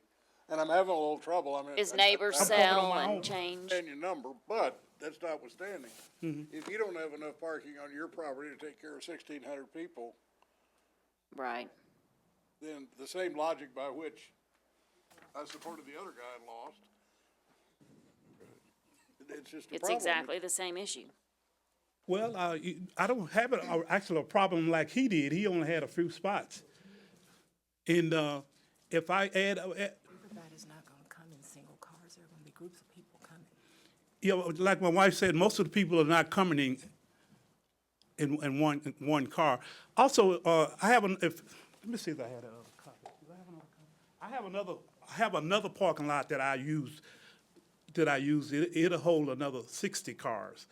Right next to this property, we've been parking there all the time, and it's already paved. So I think when I add up all the spots, I have complete over 400 parking spots on my property.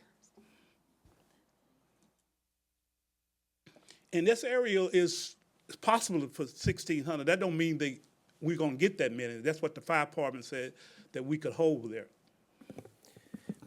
Okay, commissioners, do we have any other questions or comments? Okay, can we get a motion, please? You bet. I appreciate you trying to do something with this property. It was challenged, and someone reminded me it was a butcher block, and I'd forgotten about that, but it's a very challenged property. Madam Chair, I move for approval of this application, except for staff recommendation of denial. And all in favor? And all opposed? Sorry, the item does not pass. Thank you. Thank you for coming out. Okay, we're on number 8. Please, Ms. James. And we're losing another one. It's okay. We still got that. Item number 8, file number Z-5801-A, Hall Revised Short Form PCD, located at 13311 Lawson Road. Ordinance number 16640, adopted by the Board of Directors on April 19th, 1994, rezoned the site from R2 Single Family to PCD for Medical Electronics Incorporated. The approval allowed the use of the site by Medical Electronics Incorporated and Champion Builders. The approval allowed for the expansion of an existing non-conforming use in the area at the time. Medical Electronics leased space to Hospital Equipment Engineering Service and to Champion Builders. The approval allowed each to continue to occupy the site and allow construction of a second building on the site According to the approval, Champion Builders did not maintain a materials yard on the site. It was also noted only on occasion was a construction trailer parked on the site pending relocation to a construction site. The applicant is now requesting to be allowed the use of the rear portion of the lot for vehicle storage to any future tenant that would have the need for storage of company vehicles and lease office space. The applicant states the area would not be used to store junk or non-running vehicles, and he would require the lot to be kept clean and maintained, as well as the vehicles to be parked neatly at all times. The applicant states the typical hours of operation are Monday through Friday from 8 to 6. There is no new construction proposed with the current request. The applicant states the previous tenant stored unused building materials and large equipment outside the building. The applicant has indicated that new users will not store any unused materials, building materials, or landscaping materials outside the building. According to the applicant, Champion Builders removed all the outdoor materials as they vacated the site. The site has historically been used as a non-residential use. It appears the site was developed in 1978 as an office and contractor storage yard. The previous approval allowed limited outdoor storage of equipment and job site trailers. The current request is to allow the outdoor placement of trailers associated with the lawn care business and the potential future users of the site with storage of vehicles associated with an office user. The applicant is not proposing to expand the site area nor allow the construction of any additional buildings on the site. The applicant is seeking approval to continue use of the site as was previously approved and currently exists. There have been concerns raised by the residents in the area concerning burning of trash and debris by the landscape business and starting of equipment in the early AM hours. Staff does not feel the burning is appropriate and recommends there be no burning of waste and debris from the landscape business at this site or any future users. The landscape company should not be allowed to bring refuse from job sites to the site for storage or disposal. The applicant has stated the hours of operation are from 8 to 6 daily. Staff recommends there be no outdoor activity at the site, such as starting of mowers, lawn equipment before 8 a.m. Staff feels the imposed conditions, the business can continue to operate and not cause a vast intrusion into the area neighborhood. Staff recommends approval of the request, subject to compliance with the comments and conditions as outlined in paragraphs D, E, and F of the agenda staff report and the following additional conditions. There shall be no burning of waste or debris from the landscape business and/or any future user of the site. There should be no refuse from job sites brought to this site for storage or disposal. There should be no outdoor activities at the site such as starting of mowers and lawn equipment or any other equipment in the future which may need testing before 8 a.m. If the site is used by a construction company, there is to be no outdoor storage of materials at the site. All parking of vehicles, trailers, and/or equipment is to be located behind the existing chain link fence and parked in an area with limited visibility from Lawson Road. Thank you, Ms. James. May we have the applicant, please? Good evening, everyone. My name is Russell Hall. I am the owner of 13311 Lawson Road. I purchased the property 2.5 years ago. It was presented to me as a great place for me to run my landscaping business. It had current tenant Champion Construction on it, which would help pay my mortgage, so it was attractive to me as a small company to acquire the property to use in that manner. Champion Construction did have 3 semi-trailers that were, I would call, abandoned, and they had 7 mobile home type trailers parked back there that they used to and from job sites, but also had been abandoned and left there. Champion Construction moved out about 3 months ago, and I had them take all that with them. I have since been cleaning up the yard, and we would like to continue to use this site to park our trucks back there. Of course, they're neat, clean-kept trucks, and on the side of the last building is where we park them, so they are not very visible from the road, in my opinion. I'd like to address the issue of burning. The property is surrounded by heavy vegetation, and we have, over the past few months, or probably more like a year, a little bit at a time cutting that away, and we have been burning that off. We are, I would say, pretty much finished with that. If I need to haul the rest of it away instead of burning, I'm fine with that.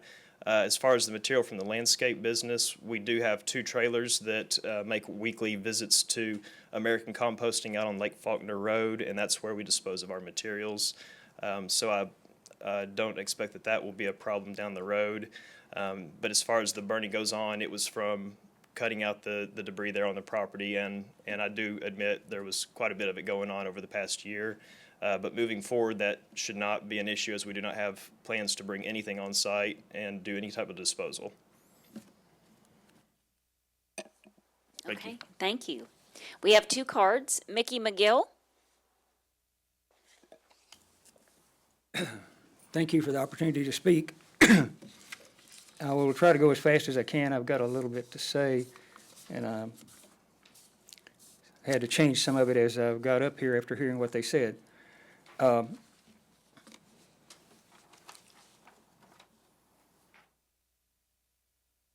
In the owner's letter, April the 7th, he stated he wanted to continue to use the property the way it had been used.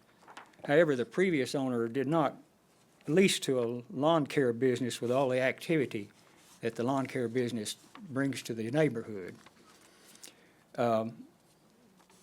In the conversation, we were talking about the other previous property and that it was in violation and how it kept in violation, and they said that the neighborhood had to report it, that we didn't have the personnel to know when something's in violation unless someone in the neighborhood reports it. Well, I want to report that they have been in violation now for about a year. They've been parking the job site trailers and the trucks on the property and burning their waste there for that long or longer. They're in violation now, even as we are requesting the change. The other company that's renting there is a roofing company, and I haven't seen their trailers yet, but the trailers I saw from the roofing company that roofed my house were big and ugly. The company renting there is the roofing company. We are concerned with what equipment the vehicles the roofing company will bring and what other companies that he will lease to in the future. Also, he said in a letter that he sent on 4/7 of this year that the reason I'm requesting his change is because I just learned that it's zoned office only. I don't think that that's a reason for the commission to allow him. He should have known what it was zoned before he bought it. And he should take that up with whoever sold it to him.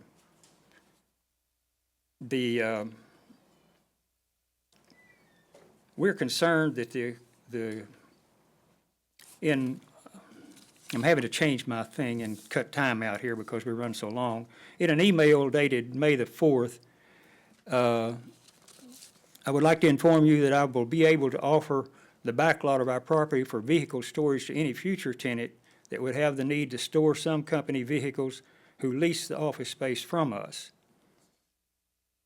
And in item 8, analysis, the applicant states there may be multiple tenants of the site within the existing buildings. So that gives us concern as to how many tenants he's going to have and how many vehicles he's going to have in the future parking in that back lot, and how many may be added in the future. And I don't see anything in the staff's recommendations or anything in the paperwork that would keep them from leasing to multiple tenants with vehicles and equipment to be stored on the back lot.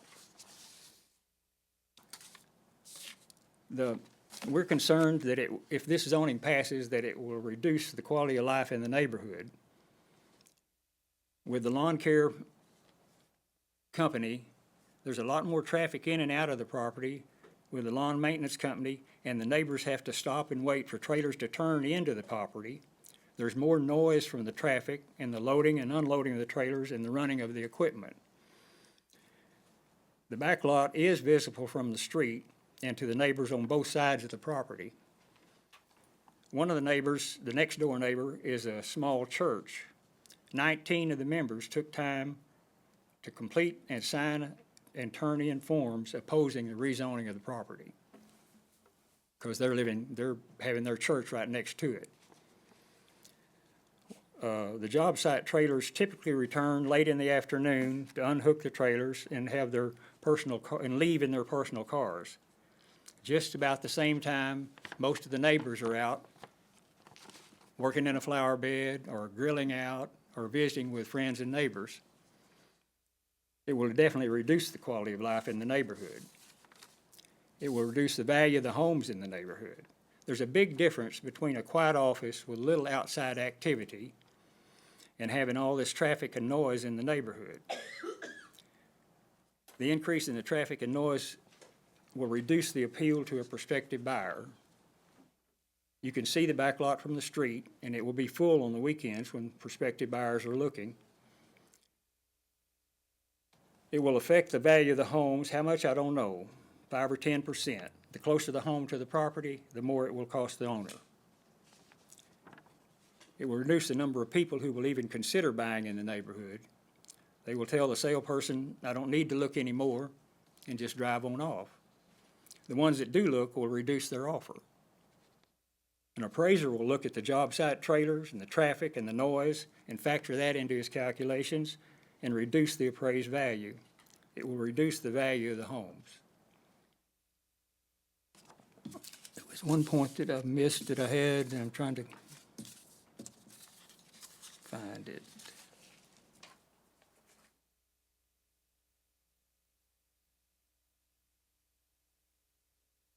Well, it's going. In closing, he knew or should have known that the zoning, that it wasn't zoned for what he wants to do with it when he bought it. It will reduce the quality of life in the neighborhood, and it will reduce the value of the homes in the neighborhood.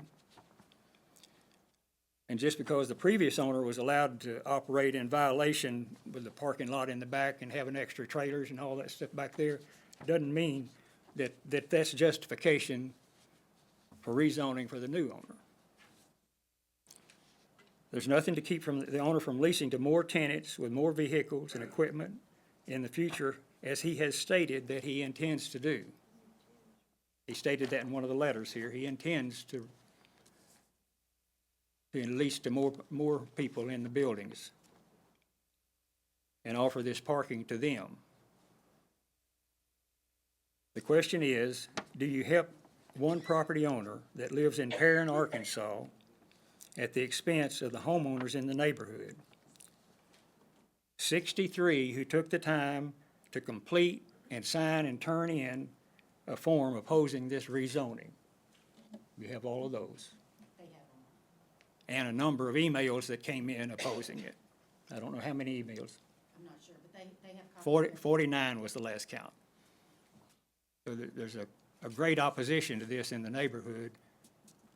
And I ask you to think about the neighbors and the value of our property and the value of our quality of life out there as having all of this tracks and the trailers and the vehicles running up and down the street and working on their lawn equipment and the noise that comes from that. And think about those church members that's right next door to it. Thank you. Thank you, Mr. McGill. Barry Beck? Yes, thank you. I'm not going to cover every point that he covered, but I would like to say that that this is zoned in summary for a quiet business. And what we have here right now is a lawn care company that has several trailers, several trucks, and on each trailer, as you well know, driving down the street, there's always 6 or 8 or 10 or 15 pieces of equipment. And if we've got 3 of those, that means that somewhere on that property, there's about 30 pieces of equipment that have to be operated, maintained, and started every day. And so the bottom line is that we have a noisy business there, and now there's another business that's leased on the property that is a roofing company. They haven't moved equipment on yet, but roofing companies also have a tremendous amount of equipment that goes with their business. And so for 20 years, we had the other business that was there, and they were a relatively quiet business. They didn't have all their construction materials, and none of that was on site, so it was not a big issue for them. 12 months ago, we came in when that company wanted to expand, and I came in with 178 signatures saying we don't want a noisy business on this location. When all these people were sitting at this table years and years ago, they approved this little commercial business. And around it are almost 200 homes. So when they fire up their materials, whatever they're burning, those people have to smell that smoke coming. Now granted, they said they're gonna stop now, but they haven't for 8 months. And if you'll look at the job site pictures, it's not a clean site. They say they're gonna clean it, but it's not a clean site. And so my concern is this. We've got these people that have to listen to this equipment. You cannot run, they cannot, by the nature of their business, run their business without starting that equipment and putting it on the trailers every morning between 7 and 9 o'clock. And I guess is that most of them, because when I get up in the morning and sit down on my porch, I'm hearing machines going, lawnmowers, weed eaters. They've got to test them, because they're not going to take to a job site pieces of equipment that aren't working, and they've got to know if they work. And so consequently, how many of those do they have to start every day? So when if you were living next door and sitting out on your patio, would you want to hear 8 or 10 or 15 or 20 pieces of equipment started up to make sure they run right, clanking them up on the trailers, taking them off the trailers during your supper hour, and then have to smell the smoke of whatever they're burning coming into your yard through these trees and smelling up your house? I mean, we've got a noisy business. Now we have 2 noisy businesses, potentially noisy businesses, in what should have been a quiet business environment. We could certainly tolerate that being used for office space, but we are all unhappy. And I'm representing the 200 or so people that live in that neighborhood. Mickey McGill and I went around and collected about 100 signatures this past week trying to get, asking these people, do you want it here? And they all said, no, we don't. And I didn't go around and collect the rest of them because I figured you saw 178 of them when you turned them down last time. And we're hoping that Pinnacle Roofing, which may be associated with Pinnacle Builders that was there before, but bottom line is, it's not a truthful situation. They gotta have equipment there, and they have to run that equipment, and they have to load it on the trailers, and they can't do that with the machines turned off. So there's no way they're gonna be able to comply with the city's request to not run that equipment in the morning. It just can't happen. It's the nature of the beast. They're a good company. They do a good job. But the nature of the beast is they've got to have those 30 pieces of equipment or more. They have to keep them running, and that's where they service them. That's where they maintain them. That's where they start them, and that's the bottom line. So anyway, that's all I've got to say about it. Thank you very much. Thank you, Mr. Beck. Mr. Hall, would you like to come back up and address, please, the issues? I must say I've kind of been blindsided. When I bought the property, it was, described to me that this is a great place for you because you can use this for storage. It's zoned commercial. I didn't look into it. I'm fairly young. Don't have parents to go to guidance for. They had passed on long before, and I just thought I was doing a good thing for my business. We have cleaned up the back lot from what it was. The picture that he showed, yes, that there were some things there, but that's one little spot of the yard, and I can take care of that right away. As far as the starting of the equipment and stuff, I'm not going to say that doesn't happen, but we have 3 service vehicles. One's an enclosed box truck, and one's an enclosed trailer. Both of those, the equipment always stays inside, never gets moved. We have one open trailer, and yes, we have to put the mower on it if it's stored inside overnight. We only do that on rainy nights. If it's not raining at night, it gets left on the trailer. It's locked. We own 6 lawnmowers. We don't have 30 or whatever. Of course, we have some weed eaters and some blowers. The only thing that should get started up in the morning is those 2 mowers to get put on that one open trailer. And if I need to change that, I don't want unhappy neighbors. I did not know I was intruding. I've never heard a word from a single neighbor in 2.5 years. I completely could have made this, better had I been known. I'm not a person that likes confrontation, but at the same time, I'm not offended by someone telling me that I need to make a change. I would like to comply with these people and, work within the hours. Being that I only have 3 service trucks, that's only 3 trucks out in the morning and 3 trucks in the evening. We have like 5 employees that drive a car to work. As far as the roofing company that moved in 2 months ago, It's an office only. They don't have any employees, subcontract only, so therefore they don't have work trucks coming. They don't store trailers. They have no need. I went from the back lot having 13 trailers stored on it to now just my 4, which are hitched up to the trucks at all times, except for one. So anything that I need to do, I just want to continue to do business as is. The letter that I received from you guys, I highlighted, stated that the previous approval allowed limited outdoor storage of equipment and job site trailers for the company that I bought this from. So, again, my ignorance, I understand if I'm not wrong, but that right there alone kind of justifies the reason why I bought the property. They were allowed to do this. I've been operating on the property not knowing any differently, hadn't had any complaints to my knowledge, not to me, and the city's never called me. But when we wanted to move our business license from my parent address to this address, it raised a flag saying, oh, well, you're not zoned to store vehicles. And I said, well, since 1978, they've been doing it, so that's why we're here. I'm just trying to do the right thing. There will not be any more burning. Like I said, we take our stuff out by the airport on Lake Faulkner Road. And whatever I need to do to be a good neighbor, that's what I want to do. But the roofing company does not have employees. They will not be bringing stuff. They will not be storing more trailers. And unless there's any questions for me to answer, I guess that's it. But I'll be happy to answer any questions. Okay, commissioners. Questions, comments? Chairman, Yes, I'm sorry. 8 commissioners.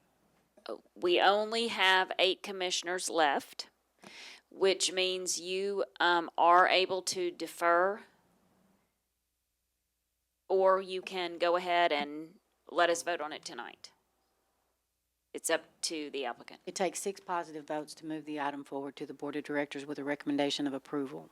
So with there only being 8 present, it's customarily their practice to allow you a deferral to a later date, which would then give you the opportunity for more commissioners to be present to vote on your item. But it's simply your choice. Okay. Then I would wish to defer if only 2 against would. Okay, that's fine. So what, it'll defer to June 30th. 30th? It Could will I- defer to June 30th. Could I ask a young man a question while we're still at all this? Are you aware of what the quiet times in the city of Little Rock are, the quiet hours? I am not, I would need to, we're outside the city limits, does it still apply? We're about a half mile outside the city limit. He's correct. This is outside the city limits, but within our jurisdiction. Obviously, that's why, it's been zoned PCD for a number of years, and that's why it's back here again. It was my understanding that the quiet time in the city of Little Rock, which I don't know about out there where he is, carrying on at 7, or from 10 p.m. to 7 a.m., and if he's starting those engines up out there at 8 o'clock, I wish I could get them to stop in my neighborhood, because I guarantee you them boom boxes are running shortly after 7 o'clock, and some of them kind of got the quick time up there on it. Okay, well, he's deferred now, Mr. Okay. Leahy. So And I got another question. we need a motion for deferral. Okay. Madam Chair, I move for deferral of this application until what date? June 30th. June 30th. And all in favor? All opposed? It will be deferred till June 30th. Thank y'all. We have a chance to speak against it again? Yes, you will. Absolutely. Yeah, please. Okay.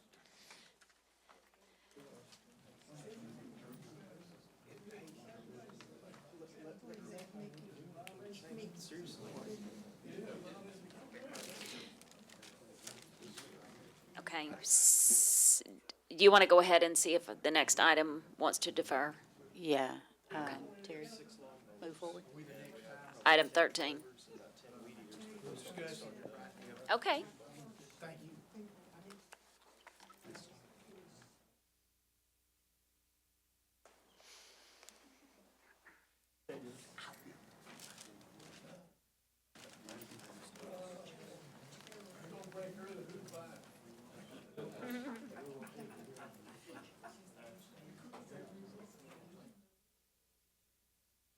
One. This is it?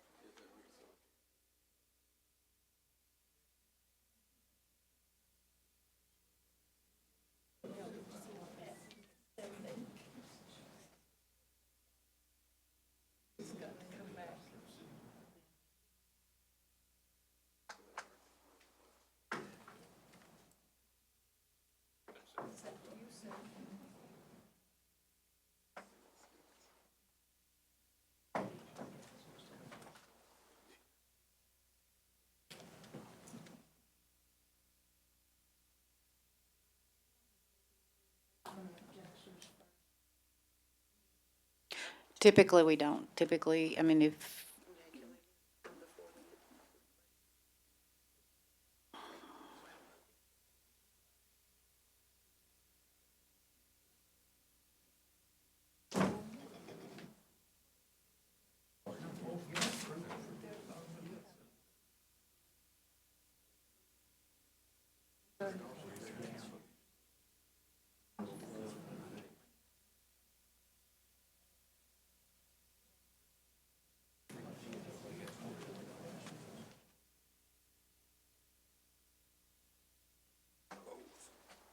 and just in case someone's wondering, we're also down to 7 commissioners now, so we're kind of stalling to get Commissioner Berry to come back. He's coming back. So,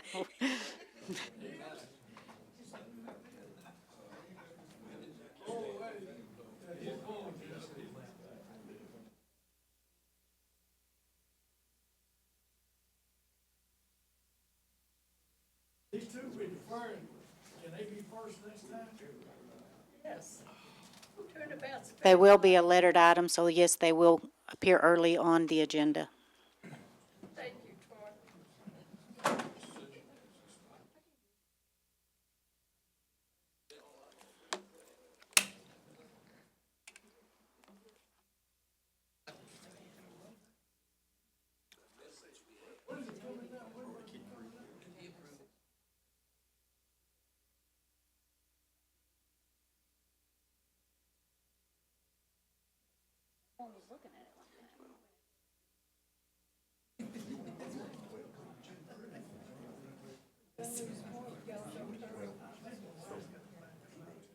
Up to 10 years.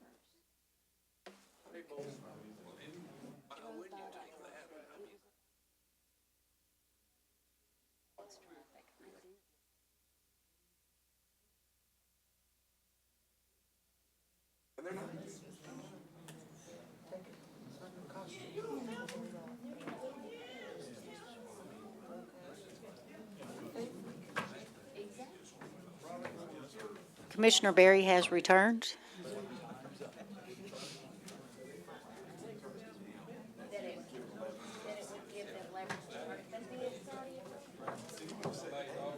Right. You just don't have to put in the traffic light. I know.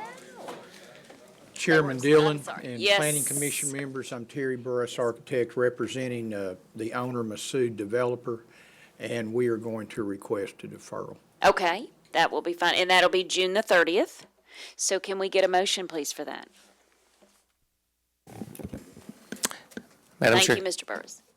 Madam Chair, I move for deferral of this application until June 30th. I'll second. All in favor? All opposed?